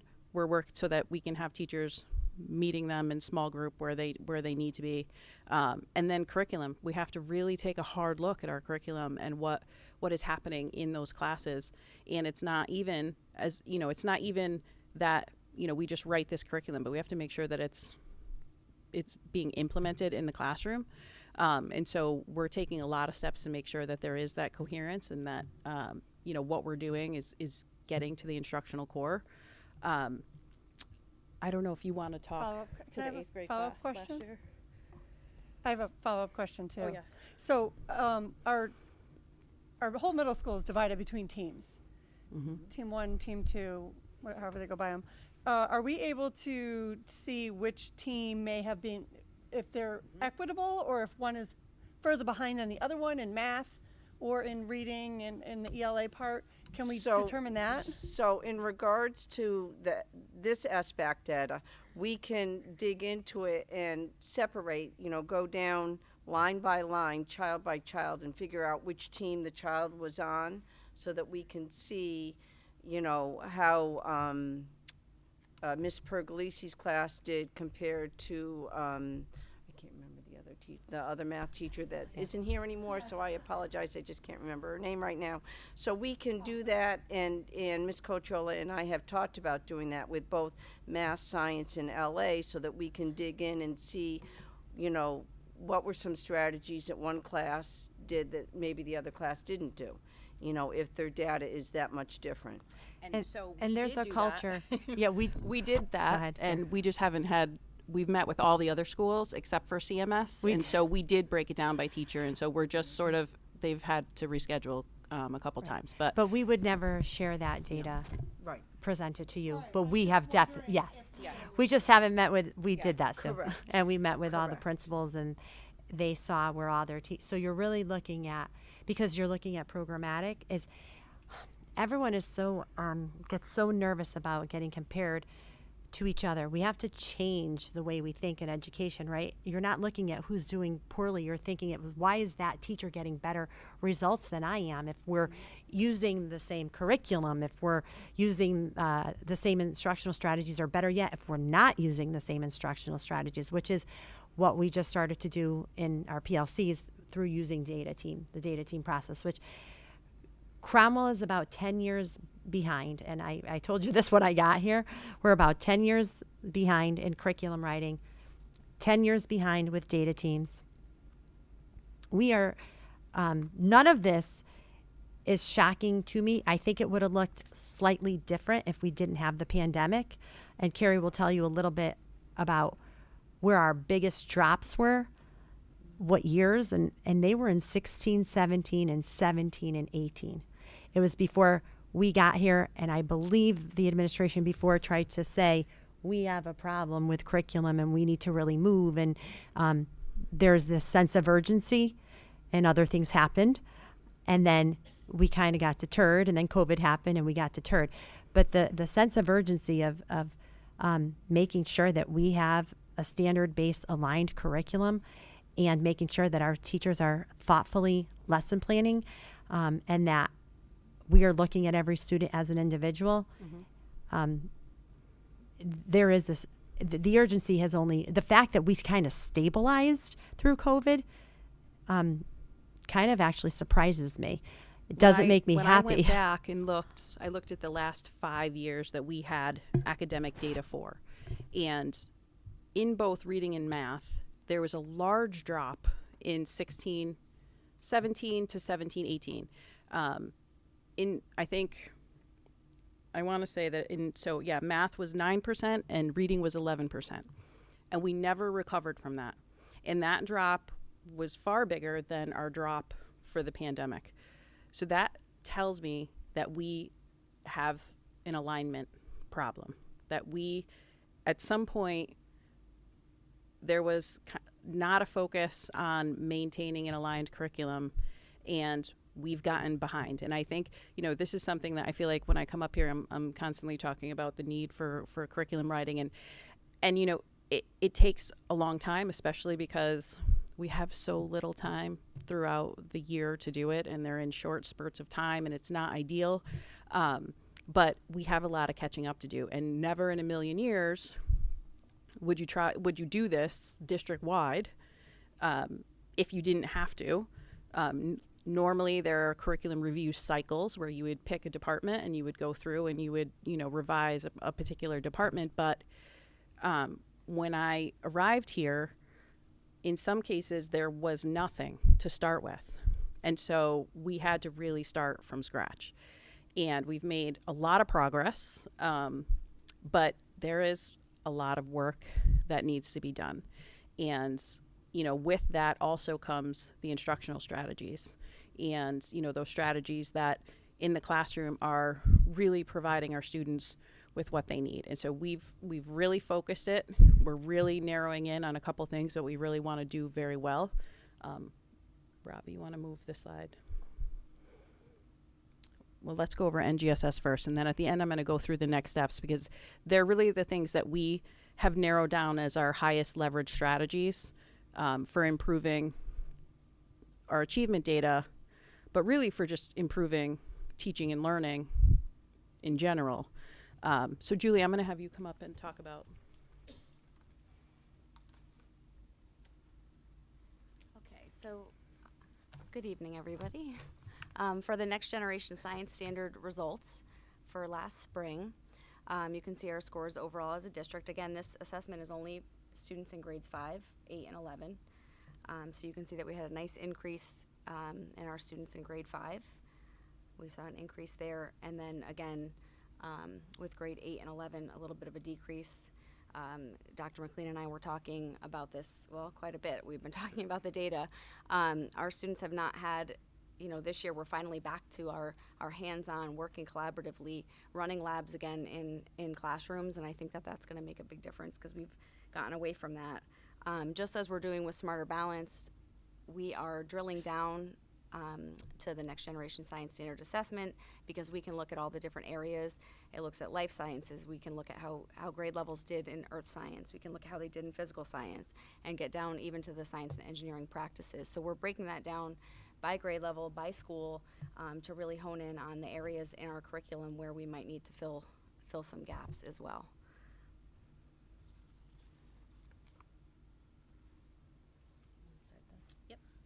Okay, so here's our next steps.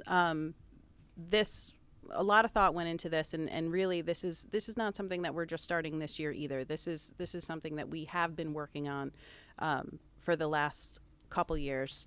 The first one, continue to emphasize equity in instructional practices, professional development, and assessment. And really here, what I mean by equity is making sure that everybody is getting what they need, because where we do have some students that are struggling and maybe have some gaps due to the pandemic, we also have students that did very, very well, and we need to support those students as well. And so when we say equity, we're really talking about identifying strategies that are going to support all of our students. And the truth is that they're all over the place. Students can be between here and here. So in order to address that, we really are focused on targeted small group instruction. And so what that means is we're using our assessments, we're grouping kids that have similar needs, we're pulling them so that the teacher can have one-on-one time with them and can be providing them with the instruction that they need based on the data that they have. And that means enrichment for some students, it means more scaffolded support for others, and it means remediation for other students. We are training all of our teachers in the implementation of Universal Design for Learning, which is a framework that allows teachers to really think about what the needs are of the students in their classroom and develop lessons that address those needs and kind of identify the barriers that they may have with each of their classes before they do their lesson planning. It also calls for a lot more voice and choice in the activities that teachers are planning for, and so that helps with the engagement piece as well. Tier 1 curriculum development, aligning standards, assessment, and instruction, that's something that needs to be done. I mean, our students are not going to do well on an assessment that's measuring standards if our curriculum is not aligned to those standards. We're also introducing this year, and we started the Universal Design for Learning last year, but this is something that's going to be new for a lot of the teachers, and it's the Rigor and Relevance Framework. And I like this framework because it allows teachers a framework and a guide to look at their curriculum and say exactly how rigorous and how relevant is what I'm teaching the students in front of me. And I think that's going to help us as we go through and we start to think about ways that we can increase the rigor in all of our Tier 1 classrooms. Conducting instructional rounds they were really a success last year. Walking around and being able to get into teachers' classrooms and have them showcase what they're doing, and then focus in on a problem of practice. We are starting our fall instructional rounds this year. We're going to, this year, invite administrators from other schools to come in and view what's happening in other schools, because I think that will be helpful in aligning instruction across the districts. And again, the emphasis on data-driven decision-making, that helps with a small group instruction, and it also helps us as curriculum leaders to know where we need to shore things up, and where our students might be missing things. And alignment and coherence with MTSS process. This is also something that's been going on for a while, and we're really starting to see some successes here. I was just looking at data, and I don't have it in front of me, but we did do a comparison of how our students at the secondary level or in intervention, how they did in comparison to their peers. And in many cases, there is more than double the growth. So I feel like we've really put a focus on this. I'm and sorry, can you just explain what MTSS is? Sure. I'm sorry. This is, I take for granted. So it's our intervention process. Students are identified, they get extra support, they identify a goal, they work for a certain number of weeks on that goal, and then it's reassessed, and we document along the way system of support. And it used to be SRBI. It used and to be. before that it was RTI. They just keep changing They it. keep changing it just to keep us on our toes. But really it's just our intervention process. But like I said, we are seeing a lot of success there on our internal assessment. So that's a positive thing. And again, that's something that we've really been working on for the last couple of years. That's not a new strategy. All right, so we also broke it down by content-specific strategies, and I'm going to let Amy and Julie speak to these. Good evening, everyone. How are you? So, literacy. There's 3 things we're going to be focusing on for our big strategies this year. And the first one is phonemic awareness, which is a huge, important piece for our early literacy learners. And it's about phonemic awareness is about sounds, the littlest bite of sound. Like, for example, the word cat, k-et. The first sound would be a k sound. So it's like those are the things. Manipulation of those sounds is a really important strategy and skill for early learners. So we're doing a pilot program in kindergarten and in first grade, the Hegarty program, and we're aligning our practices with the science of reading, which is really important coming down from the state. We're also working on vocabulary instruction across all content areas. This is K to 12 in all areas like math, science, social studies, and ELA. And we are doing a lot of different things, implicit and explicit instruction. And this is another big one. This last one here is close reading of nonfiction text, grade level nonfiction text. It's really important that it's at the grade level with annotations. So we're working, CHS is having a training in November at their faculty meeting. CMS, we're working in the PLCs on this, and so we're also doing that at the other schools. So these 3 strategies are our main focuses for this year, and all of our teachers and our facilitators are aware of these 3 strategies and are excited about the results. Okay, so I'm going to speak to our district-wide math strategies.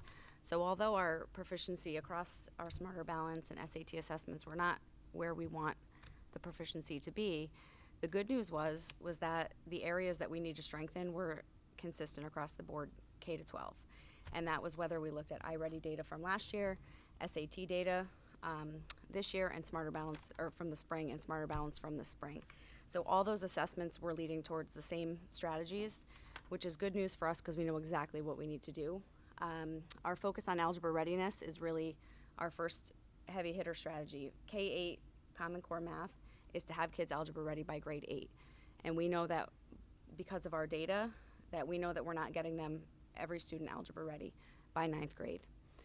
And you mentioned the dip that we're seeing in our 8th grade students, right? So we're putting a heavy emphasis on that. I'm excited this year. We're starting actually next week, grade 2 through 10 vertical alignment meetings for math, where we have teachers across the board. The emphasis on curriculum writing and aligning standards and unwrapping those standards and really having an aligned curriculum to assessments will help. At the K through 5 level, they've been using Bridges now for, I think we're in our, I want to say 4th or 5th year of using that particular program. The middle school, where we're kind of seeing algebra drop off a little bit, 4th and 5th grade, by 5th grade. And then in the middle school, we haven't had a consistent program that we've been using or a consistent curriculum, which is what we're working on right now. So those things really should help to get our kids algebra ready. The two other areas that Smarter Balance looks at, and the SAT as well, is making sense of problems and students justifying their thinking when they're problem solving. So across the board, a collaborative problem solving where we're getting students together to engage in productive struggle, to have to read problems. I know Amy just talked a little bit about close reading. Just students coming up and being able to understand what a problem is asking is really holding our students up in math. We're performing the highest in things like concepts and procedures, which are very rote procedural skills, and we're not asking students to apply those to real world situations. So this is going to be our focus. Engaging students in problem solving to make sense of problems, pull strategies that they've learned from the classroom, and then communicate that reasoning, justifying their thinking, and then critiquing the reasoning of others. So across the board, K through 12, this will be happening in classrooms this year.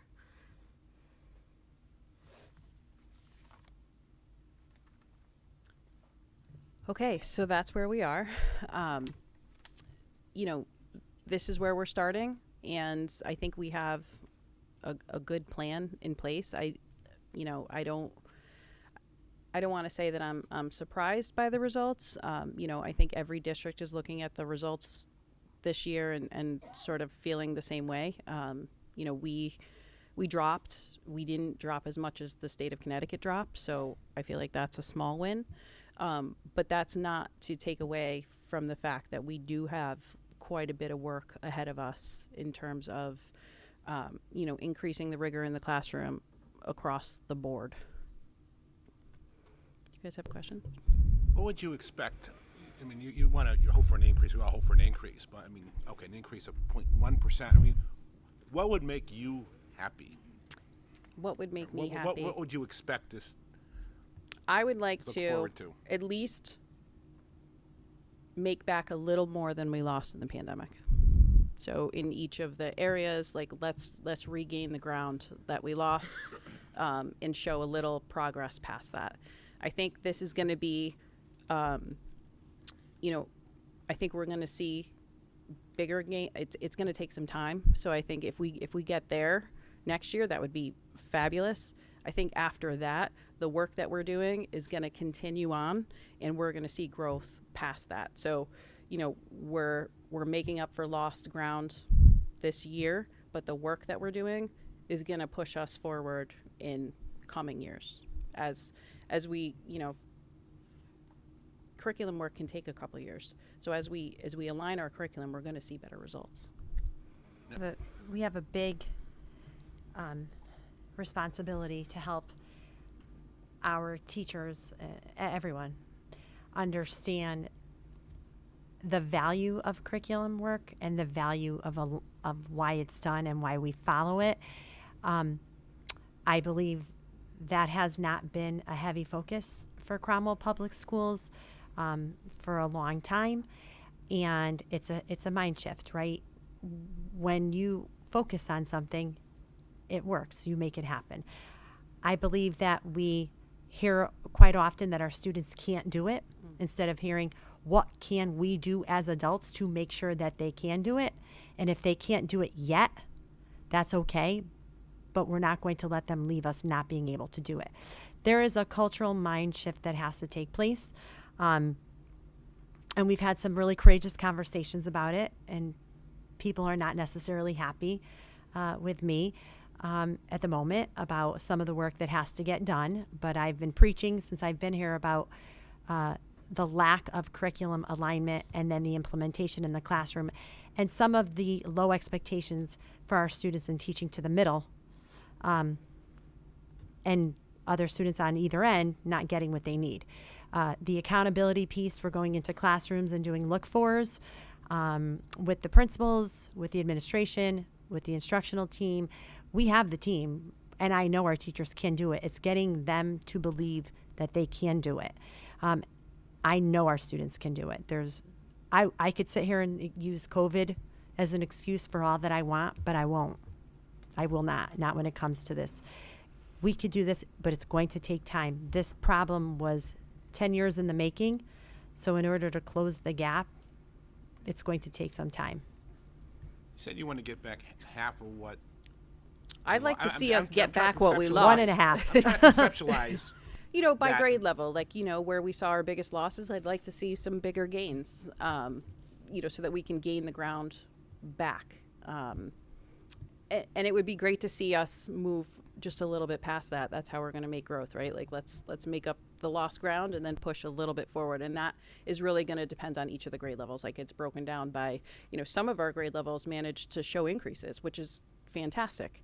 So let's push that a little bit further. Where we saw decreases, I mean, in a perfect world, we'll make that up and we'll push them a little bit further. I have a question. I don't know if this is going to make sense, but so I feel like we're always looking to the SRBI process or MTSS process, now, yeah. which captures students that are struggling, but not necessarily the ones that are A students or what not, but yet they're not testing where they should be. So how do we change that? Because that could drag the average up. I think you make a great point, and that's really why we felt that moving forward, that small group instruction piece is really where we're going to get the biggest bang for our buck, because you do have in a classroom some kids that need acceleration. They may need a bigger challenge. They may need some application activities that they may need your support and help with. And if you can set up a small group where you're giving them that attention, then that helps them to move forward. Same thing with our students that are on grade level. Maybe they need to learn to do things a little bit more independently, but you can work with them. And then, you know, the remediation, you know, giving the kids the support they need and the scaffolding to get to the grade level. I think that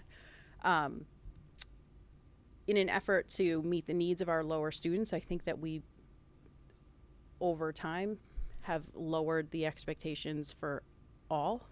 And so I think that there is quite a bit of pulling up of rigor that needs to happen across the board. And so when we have these time periods where we can do that, like focus, I guess, in middle school, Yep. I feel like the kids that don't need something to work on are given something just different to do, but not necessarily something that will push them further. What I'm talking about is not happening in focus. This is a classroom class. strategy. But And it this could is- happen in focus as It well. could. It could absolutely happen in focus. But this is really like a teacher classroom strategy, because they have all that data right in front of them and they know their students and they can more easily group them and give them some specific strategies that they need. And so we're starting there. This strategy comes easily to elementary teachers. This is something that they're very used to doing, is pulling small groups. At the secondary level, this is a major shift in the way that they deliver instruction. And so it's taking us a little bit longer to see those shifts happening. But I'm really pleased to see what's happening at the elementary school level. They're in a station rotation model. They're working with kids. They're using data. So I'm confident at the elementary level. I think we have a little bit more work to do at the secondary level. Okay, thank you. Lori? Did you say this got emailed to us? Because I didn't see this. Just today. When today?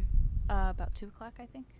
So I don't get, there's no opportunity that I would have had a chance I was to look trying this. to remember if we usually get them in advance of the meeting or Well, not. to send or it if it's on the just- board day at 2 o'clock, there's just no way that This could be an ongoing conversation. But I'm just saying, if we were expected to have seen this before, I didn't We see knew it. we were going through it, and I mean, we've had it for a while, so I'm not sure how that got Did missed. you give it to Lisa to put in the packet?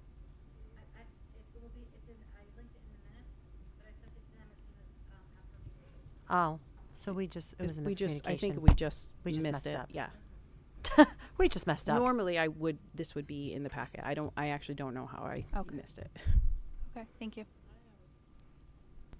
I'm not sure if we want to talk about the iReady now or if you want to talk about it with the updates, but I know that the state's not recommending the removal of iReady now because it doesn't meet the criteria of the general outcome measures. So I was just trying to figure out what our plan is. So iReady, the reading screener has been taken off. It's a completely separate piece of iReady. Mhm. The iReady benchmark assessment is completely fine, and it actually says that right in the letter to the superintendents that the benchmark is not something that we're benchmark is something that happens 3 times a year. Your reading screeners are screening students for very specific reading skills that they need. So that's not the program that the No. elementary levels use? They're using early literacy tasks we're piloting one because it was originally on the list and they took it off. Okay. So we have to come up with, and this might be a good segue, yeah, into our next conversation, which about the science of reading, which is where this is coming out of, because this is really only focused on grades K through 3. The screeners really only happen with grades K through 3. Those are they're really screening for those early literacy skills. So that's what they're talking about. I think a lot of districts are struggling right now with the way that the legislation has been delivered to us. We just found out a week or 2 ago that we have 6 programs to choose from, 2 of which I think are from the same company, that we need to implement supposedly by July 1. We can apply for an extension so that we can have an extra year for implementation, but what ended up on the list is not what any of us thought was going to end up on the list. And even in looking at other states and what they have, we were a little bit blindsided by what is included. And we were hoping that, our Hagerty and our foundations was going to, in combination with our core reading program, was going to be able to meet all of the needs, but they're telling us that it's not. And the programs that we use are programs that are used widely across the state of Connecticut. So this is a heavy lift. It's also an expense, because that means that all of the districts in the state of Connecticut are going to have to invest in one of these reading programs as a core reading program. And in addition to that, there's also a very small list. I think there was 4 screeners that we have to choose from.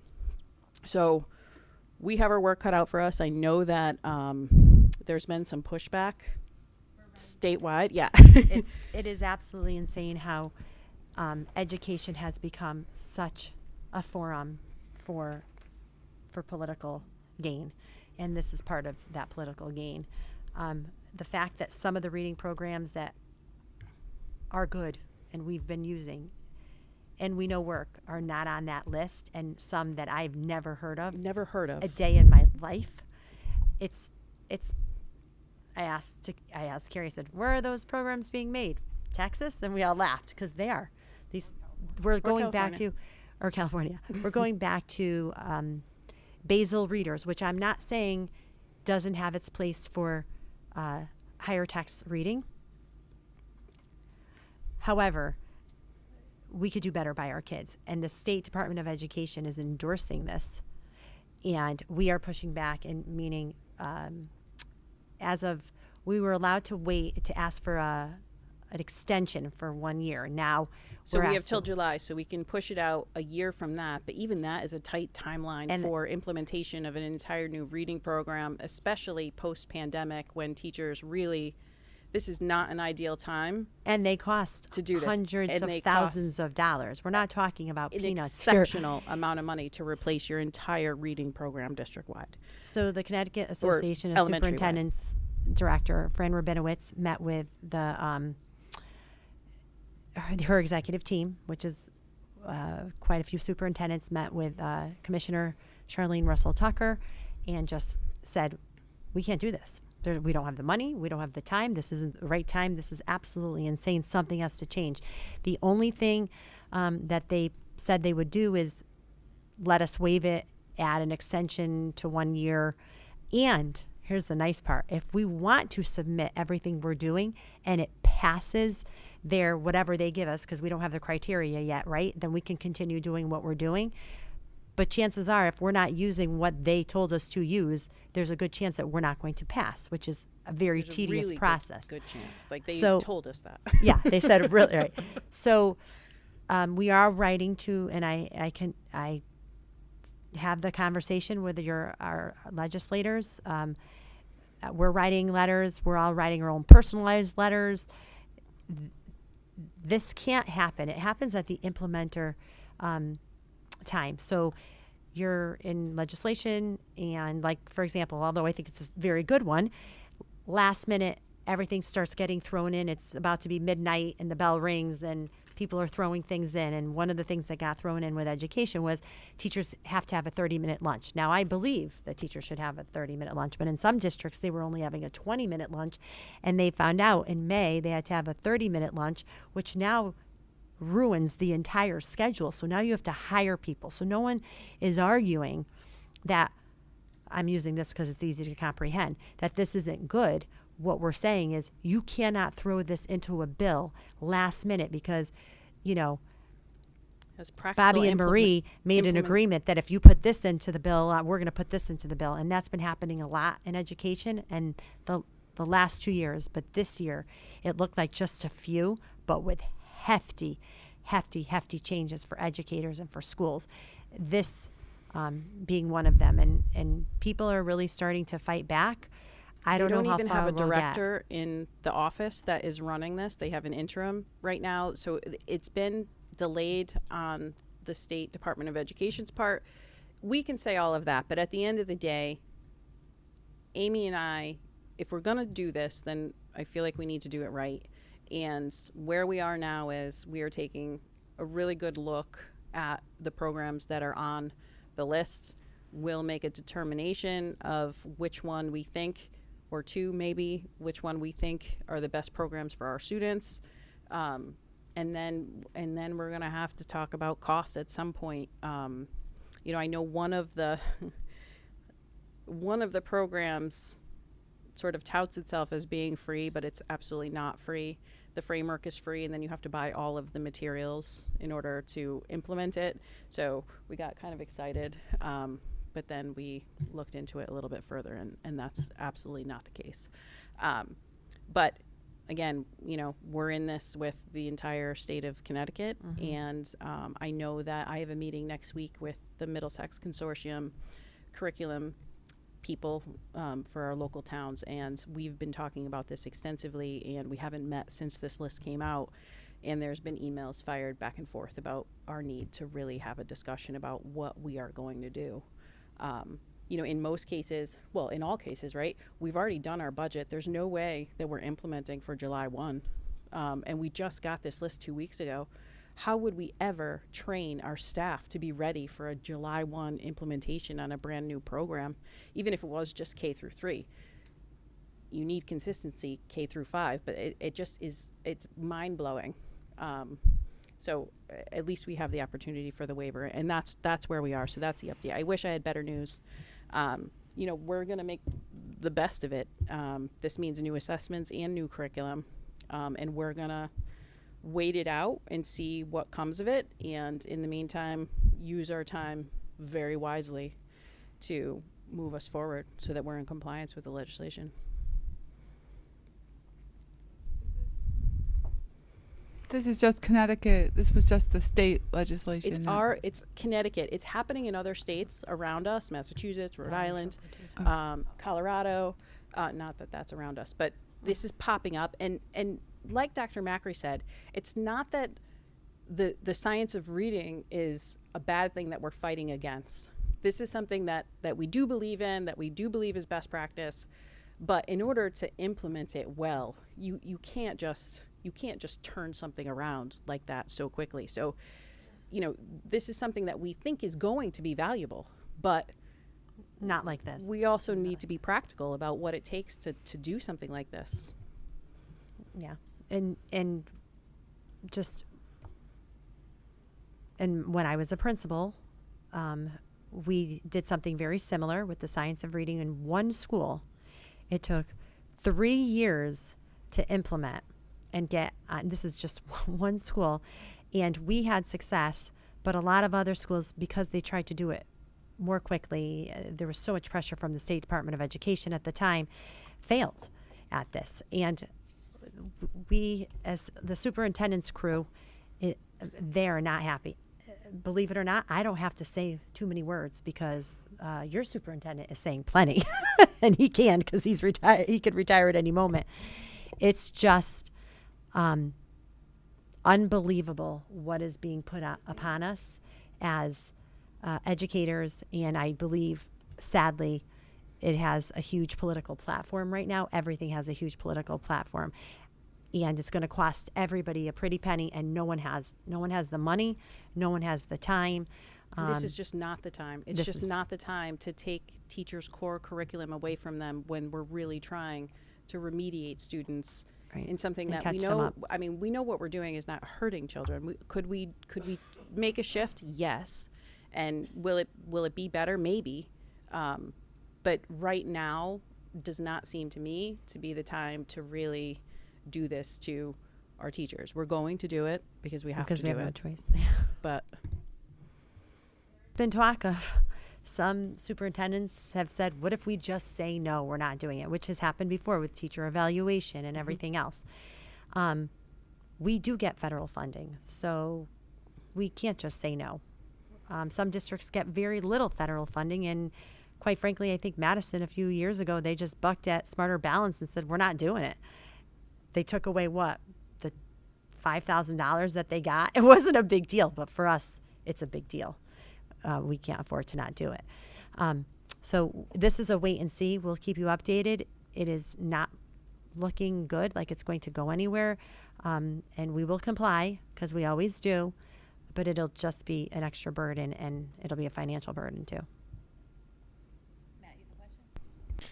Not so much a question, but thinking about all the test scores we looked at, and it's really easy to kind of look at those scores and look at some of the losses and think, oh my God, we're in trouble.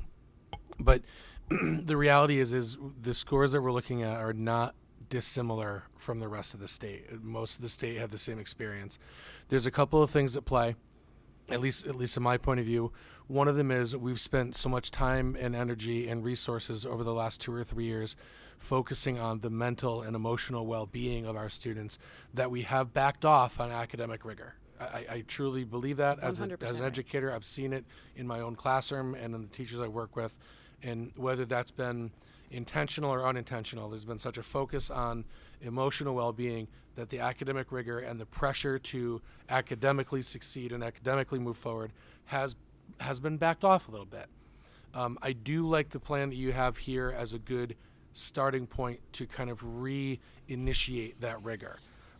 We do have to be mindful still of the emotional needs of our students, but what you've got set here as next steps, I think, are a good kind of starting point to moving back toward that, where we expect you to be academically competent as well as emotionally safe. So, I think really when we look at this as a whole the last few years, that emotional component that we focused on really did take away from the rigor. I do think it affected our test scores, not just Cromwell, but statewide. And I think that as we're trying to go back into the area of where there are high academic expectations, this is a good starting point. I'm curious to see where you go from here, especially considering what you just said about what's coming down from the state level. Thank you for your work with this. In looking at the thing as a whole, again, I'm happy that this is kind of where we're going. I'm curious to see what thoughts are next step forward. So let's see how this goes, and then let's move forward. I agree with you, and I think that really now we need to switch into, we did a lot of focus on social, emotional, and student engagement, but now we need to use instructional strategies as our primary engagement strategy. What instructional strategies are we using to engage students authentically in what's happening in the classroom, and resetting those expectations so that we say to students, no, we believe in you, and what do you need to get to where we need you to be? That is a shift from where we've been in the last 2 years, 3 years. When do you think a good check back would be? Do we have to wait until next year to see how it's going? I think we'll show you our benchmark assessment data. We'll definitely be keeping you updated on the legislation for curricular changes and things like that. We can tell quite a bit. It doesn't, like when we drill down, there are things that triangulate. Our iReady data does, it always does. Your benchmark data always shows better progress. And I don't necessarily think that these percentiles are where our kids are either. Yeah. Buy-in from at every level, right? Even at home, I'm sure most of you have kids, and you saw the stress level, and you just like do the best you can, right? Do the best you can. We all have to get back to do the best you can, and then a little bit better. You know, putting an emphasis on it is a standardized test, but and you know, a lot of our students are like, oh, this doesn't get graded, or it doesn't count towards our report, you know, our report card or whatever, our grades. But it's important. It is important. It represents Cromwell and what our kids know. And it goes So. in their file, you know, as where they are in terms of what the state expectations are.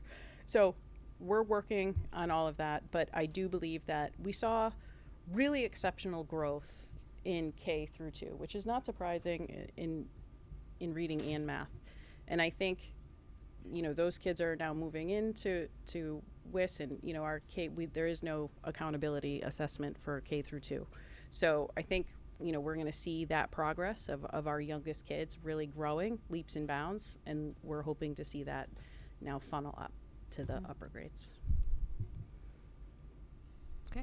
Any other questions? Comments? All right. Thank you very much. you. Okay. So we touched base on the science and reading legislation. Do we need to go over anything else on that? Okay. Just want to keep you updated. And next is reference D, the field trip list. Yeah, and just to let you know, I spoke to the administrators today. We had leadership team meeting. These are just field trips that are within the next couple months. A lot of our field trips happen in the spring, and teachers haven't decided where they want to go yet. So we want to make sure that we're looking at field trips that are curricular, you know, based in curriculum, but we also want to try to do our best to not be repetitive in our field trips and what they're doing. So that's going to take some work amongst the team. We talked about that this morning too. So this is just, till now, this isn't the entire year. This doesn't include the trip to Washington. Is that because it's out of state? Yeah, that one was, you know how you approved that Yeah. separately. So yeah, those aren't on here. These are just your everyday, you know, trips. And we have to also realize we're going to do our best, and we're going to try and fit into that time period of when we can use the buses, because if we go over the time of when you're dropping off at school and picking up, we don't have any buses to do that. So we'll be staying pretty local. Are we going to have a goal of getting every grade a field trip this year? I will do my very best. That's all we can ask. You heard the board chair. You guys are here. It didn't come from me. Any other questions, comments? Yeah. Catherine? There was, and I know Mrs. Cochil isn't here, but she did talk about they're looking to change the 8th grade Boston trip. Have they made a decision on what they're going to do with that yet? I see Sue shaking her head. No, so. Do you want to come up? She's like, no, I don't. She got thrown into this. So I believe they're not going to Boston this year. I'm like 99.9% sure, but I'm not sure what they're doing because they're talking about some different things. So, yeah, that's where we are. I know the students always loved it, and I know it tied in with our curriculum. So I'm just wondering if we're going to have something similar. That's Right, as and exciting again, for I'm them. not sure because they're still talking about it. And it was free. Yeah, it was very disappointing. Okay. Well, aside from the buses, obviously. Would have had to been. It would have had to been a fall. I feel like there's a fall trip. You know. Yeah, and I just think about, because it can't be an in-between. Oh, you mean you're staying within the time frames? Yeah, our time. We didn't have the.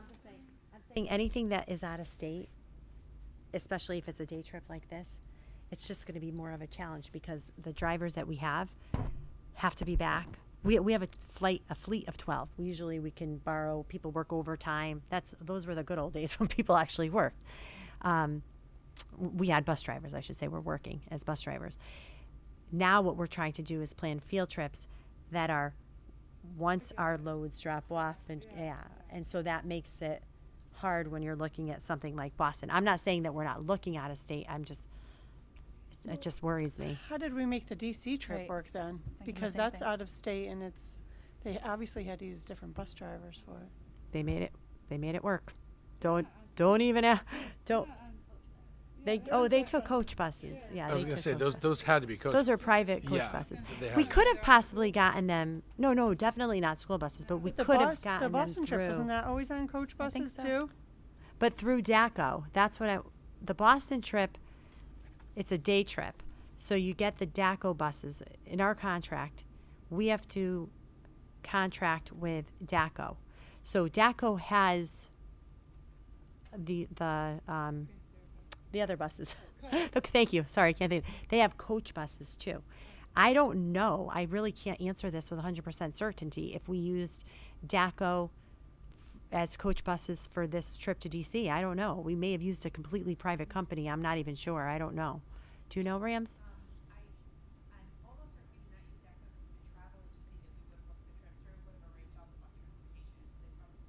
So through a travel agency, yeah. So it's a little different when it's a day. We usually stick with DACO and their, But if they don't have any available, I don't see why we couldn't look somewhere else. So if they don't have any available, the chances of us finding anybody else that has any available are slim to none because the shortage is national.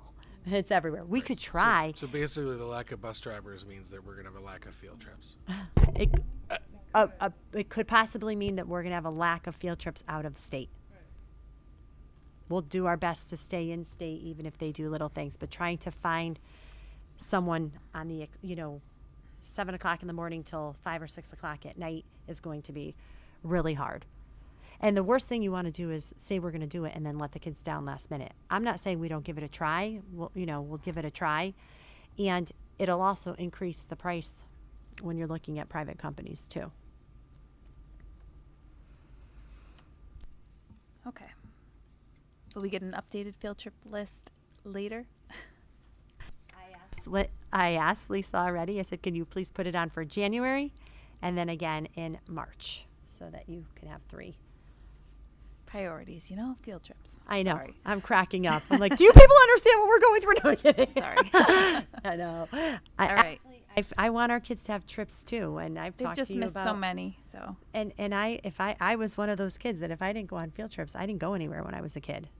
School field trips were like, oh my God. So I know how important they are. I want our kids to go, but I also never want to lie to you. I want to be realistic about what's going on. It would be worse to cancel it. I would never ever, it would kill me to say you're going on this trip and then we don't have anybody. That's when you're going to see me drive the bus and it's going to be really dangerous for everyone. Okay. Item H, action item, approval of minutes and motions from our September 13th regular meeting. Is there a motion to approve? By Jen, second by Alan. All in favor? Opposed? Abstentions? Anyone need to abstain? Kelly Franklin and Lori Cantwell. Motion carries. Action, stipend approval for 2022-2023, reference F in your packets. Are there any questions on that?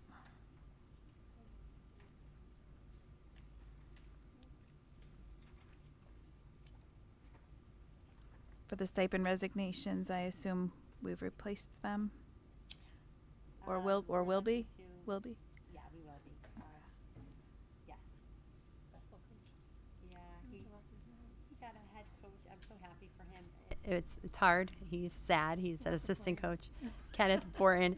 Dr. Zito called me. I was like, good move. And Mr. Borton definitely deserves it. So sad to see him go, but he's going to be the head coach. So it's pretty awesome for him.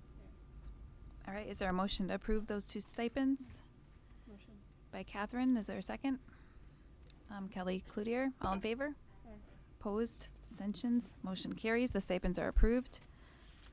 And next on to Human Resources Personnel Activity, reference G in your packets. Were there any questions on that? Lori had a question. Just a comment. I Okay. just noticed that one was listed twice on there. Michael Howe. It's like I don't know.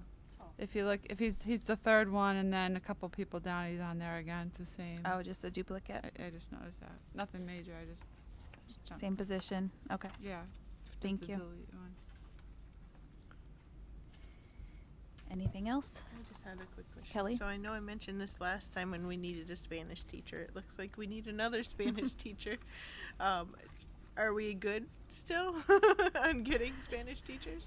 I'll let Michelle answer this because I'm not sure where we are in the process. Okay. We have a plan, but I don't know if I'm allowed to talk about it yet. Yes, so with this position, someone gave us a head notice they're moving out of state, so we have till December. We posted the position. It's going to be closing shortly, and we actually got a good amount of applicants, Oh, good. which I'm very happy about. So we're just going to wait. Once it closes, we're going to start interviews, and we want to get the person early on board. So it was very nice that they were able to tell us that they were moving out of state. We're sad to see the person go, but at least it gives us an advantage to, look for someone. Okay. Thanks. Just a quick follow-up to that particular position, not related to that person, but I was told that next year, and this is more for Mrs. Lynch, I guess, if you have this information, but that the program for language would be changing slightly, where students wouldn't select either Spanish or French, but they'd be doing half a year Spanish, half a year French, kind of as a trial, and then you determine in 8th grade. This is all hearsay from my child, so please forgive me.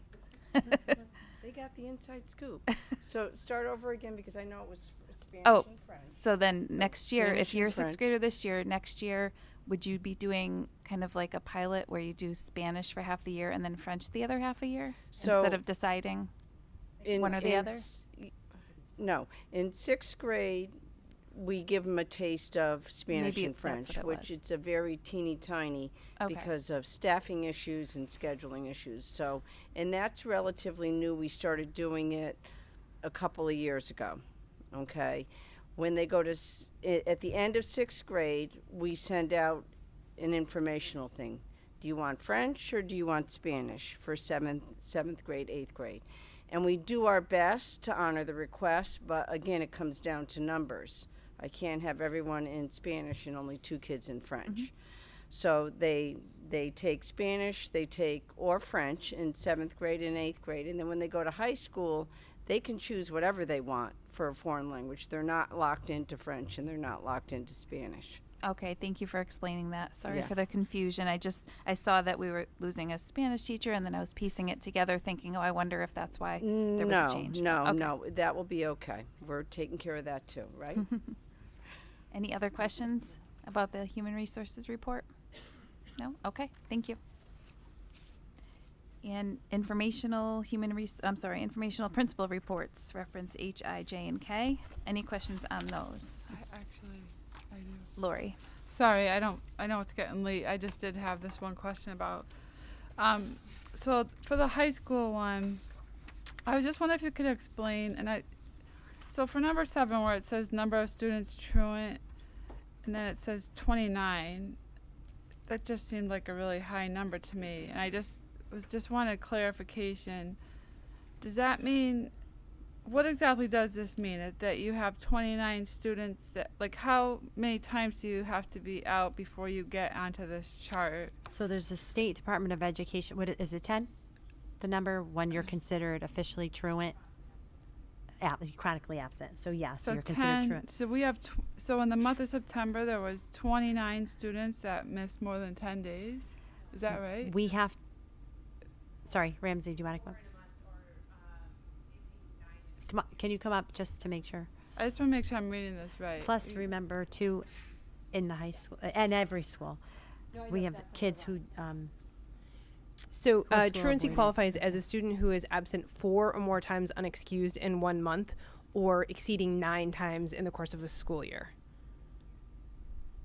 So if you have COVID, you're truant. truant. Correct. Yeah. So, So but to- is that 29 different kids, or is that 29? So I believe looking at your paper, it says 13 male and 16 female, or it may Yeah. be reversed for a total of 29 students. Right. Correct. But you said it's unexcused, so if they have COVID. No, it's any It's missing. any. Yeah, I It doesn't apologize. I matter. did not. Okay, I didn't okay. mean to say unexcused. Yes, thank you. Doesn't matter. And it also includes our students that are school avoidant. Right. That we're working on trying to get them to come to school through many different ways, but we have to still include them. That number just jumped out at me compared to the other. I mean, I just didn't know if that is that a typical. 29 is That typical? higher for- than normal. It is. Yes. Okay, I thought so. I just didn't know. It's COVID numbers still. Yeah, Ironically okay. enough, we are being honored for our increase in student attendance this week by the state of Connecticut. So, if you want to consider that while you're looking at the 29. So ours is pretty good. Don't go anywhere just yet because I also noticed the number that jumped out at me was, I didn't know if it was a mistake. Long-term leave, 38. Long-term leave. That seems like really high. The bottom number 15. The only thing I can think of is, Mr. Butwell, I believe you are the expert on these spreadsheets, would be 38 days for staff members. So we have several teachers on maternity leave. So my guess is that is total. counting the number of long-term leave days. Okay. When you're on maternity leave, it's FMLA, so it's considered long-term. Yeah, so we have a lot of teachers having babies, which is beautiful, but that means that. All right. Any other questions on any of these? Yeah, we're gonna have right, Chris we're come gonna up, get to that and one. Lisa's here to, yeah. So legitimately great reason from June to August. The rest, just mistakes. So let's talk about June to August first. Go ahead, Chris. Okay, hi. I hope the anticipation didn't kill you. So I think at the last meeting we were looking at the August student numbers, and the question, I think you had made a comment something about like the math didn't seem to be working out. And for August, that's the sort of one oddball month in that in row number 2, where it says number of pupils in membership on last report, that number is pulled from the June report. So that's, in the case of, say, Woodside, that would be our 3rd, 4th, and 5th graders from the June of 2022. And then in August, the number of pupils in membership, the first row, that would be the students at Woodside in September of this current year. So what's happened is, 5th grade has exited and our 2nd graders have come in, and they're completely different classes and different numbers. And then in the meantime, rows 3 and 4, which are students entering or withdrawing, those happened, but there's no way those numbers are going to match up because 1 and 2 are 2 completely different groups of students.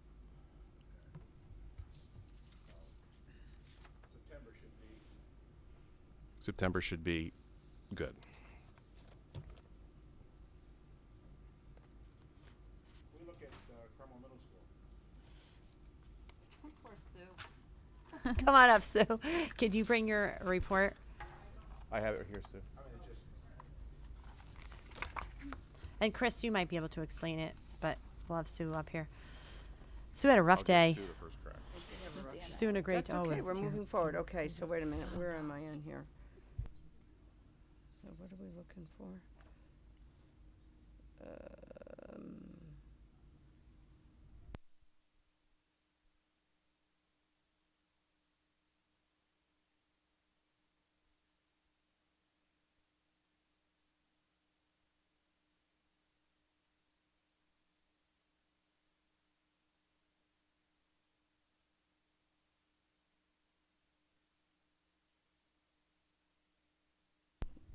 All right, hopefully that's on. So when we're looking at this, we had the previous month was for the boys 230. Last month was 231, so we have 1 new student for this month. 3 students withdrew this month. And then number of students suspended in school, 5 students. And I'm not sure I'm wondering if that is 1 student for 5 days. I'm a little confused on that one. Bus referrals, do you want me to go all the way down? I was just looking at, I just used, what you had before, and you had one new and 3 old.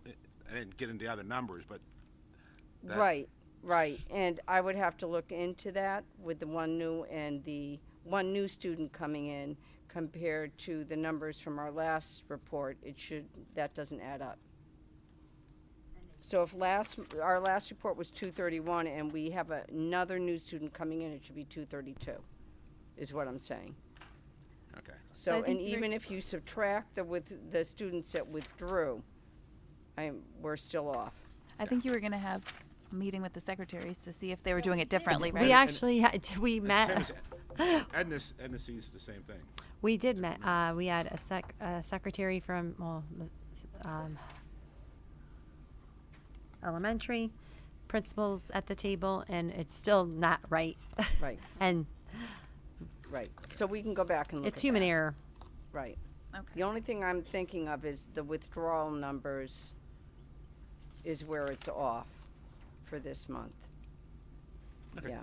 So for Cromwell Middle School, the withdrawal numbers, students withdrawn, number 4, right, is off. For the boys, we have 3, and for the girls, we have 6. I think that might be off, which would then compensate for the number of students this month when you add it to the last month's report.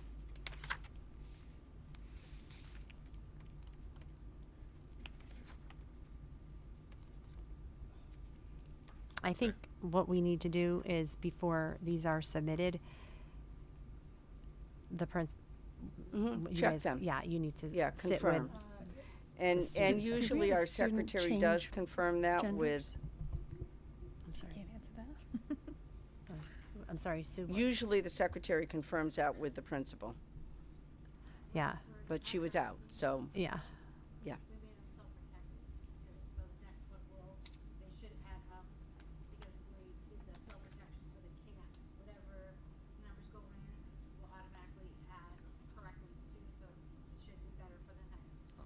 But what? So would it make sense?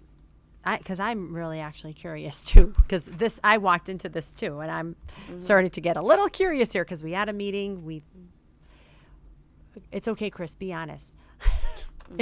It's human error. You really think? Because you and I talked about it. It should add up. It At should this add point, up. it should add up. It should We add up think- without an issue, and I think normally it does add up. Yeah, it hasn't been adding up too much lately. Okay. It's And only so we had all October, these so that's meetings to try to September make and them add up. October. And Chris is being so nice, and you're being honest. I think Yeah. the truth of it is that that double checking before these get submitted for Lisa to post is not happening, and the discrepancy needs to be figured out before it gets sent to Lisa to be posted, because it should be adding up. Right.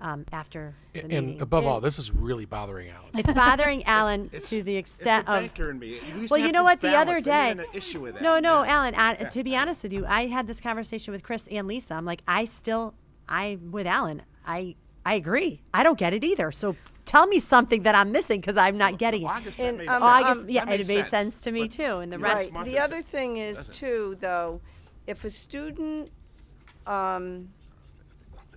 doesn't come to school, like they haven't been in school at all, okay, and they're still in Power School, this happens frequently. We cannot remove them from Power School till another student picks them up. So they're like MIA, and they're not in town anymore. We know they're not in town, but we don't know where they And are. we are responsible for them. So And if so we can't take them off. So I'm wondering if, like, for instance, we've had students where the parent says they're going to, I'm just going to say Rocky Hill or Middletown, okay? And we get the parent signs a release.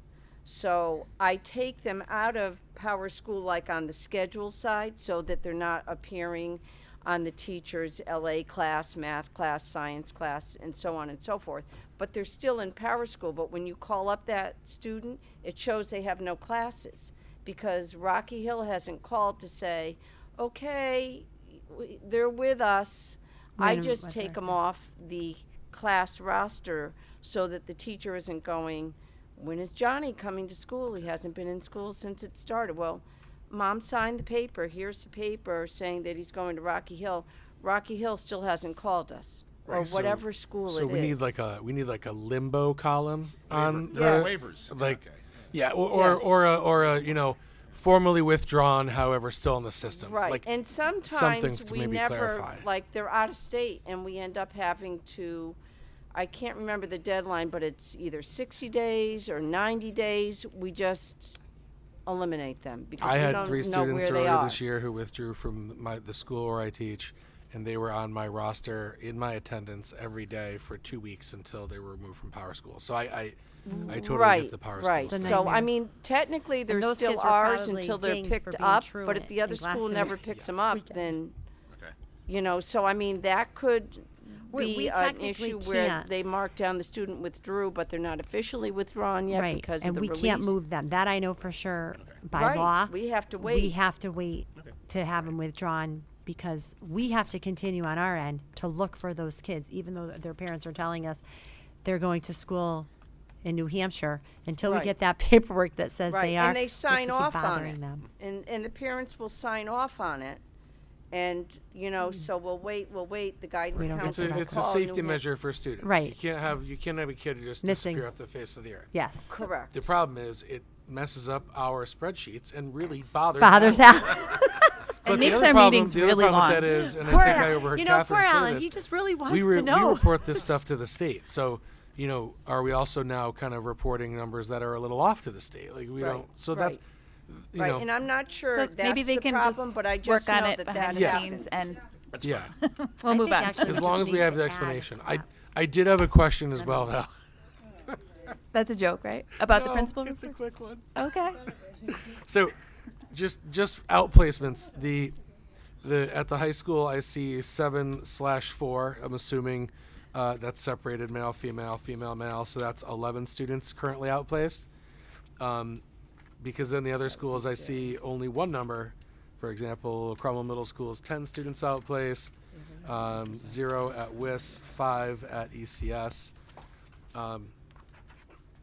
I'm just trying to understand how many students we have currently outplaced, because right now it looks like we have 26 students listed as outplaced between all of our schools. Sound right, Siri?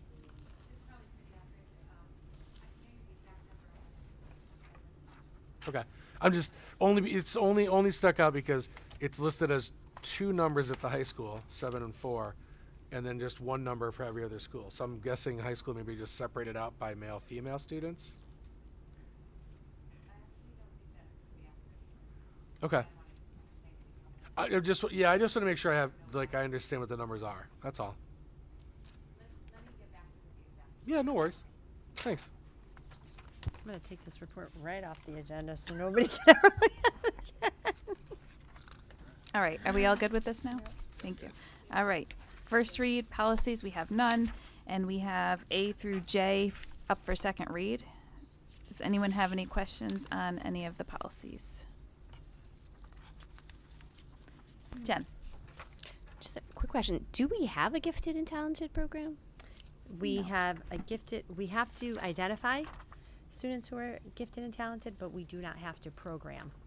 So programming is within their focus, their advisory supposed to be doing during differentiation, yeah. We have some stuff that's after school, but we don't program. Do we know how many students, like the number of students we have identified as gifted and talented? Yeah, we have that number. Because Just if we don't know have it like off the top 50 of our head. students identified as gifted and talented and we're not programming anything for them, then we should look into that. They're being programmed every single day through differentiation and UDL in their classrooms. It's the better way to program anyway. You take kids who there's a lot of research behind, I was a talented and gifted facilitator for 10 years. You get a ton of synergy from students when you have students of like abilities doing things together. There's a huge disadvantage of students with like abilities only working with each other when it comes to real life. And so differentiating for that piece, like when you're in the classroom and we talk about station rotation and small group instruction and making sure that we're not, we're teaching our students what they need and we're meeting them where they are. It's hard, as a teacher, it is hard to do. But that is the expectation that we are, that we're doing that. But as far as having some programs, project-based learning is going to take care of a lot of that too, my hope, in the middle school. Elementary school does it really well. I think, we know our challenges with high school. You love your content so much, and you have 130 kids coming through, and, we just have to look at the way we're teaching differently at the high school level. But, yeah. And another thing is, we have gifted students in so many different areas, right? So you could be gifted in English language arts or math or music or this or that. So, Any other questions on any of these? No? Is there a motion to approve all of them? Motion from Catherine, second by Lori. All in favor? Aye. Opposed? Abstentions? Motion carries. Policies A through J are approved. Board committee reports. Policy committee did not meet tonight. You meet again at the next meeting. And facilities and technology committee, we did meet tonight. Did you want to say a few words? Please read the meeting minutes so we can wrap this meeting up. Good call. Topics for future agendas, possible action to approve additional topics. Anyone have any that they would like to be added? Okay. Comments, updates, and announcements from board members and administrators. Let's start with Kelly this time. All right, Kelly, Catherine, Dr. Macri, Lori, Jen, Ellen, Matt. Anyone else? Any administrators? Y'all want to go home? Yeah. Okay. Motion to adjourn? Motion. Second? By Jen. All in favor? Aye. Opposed?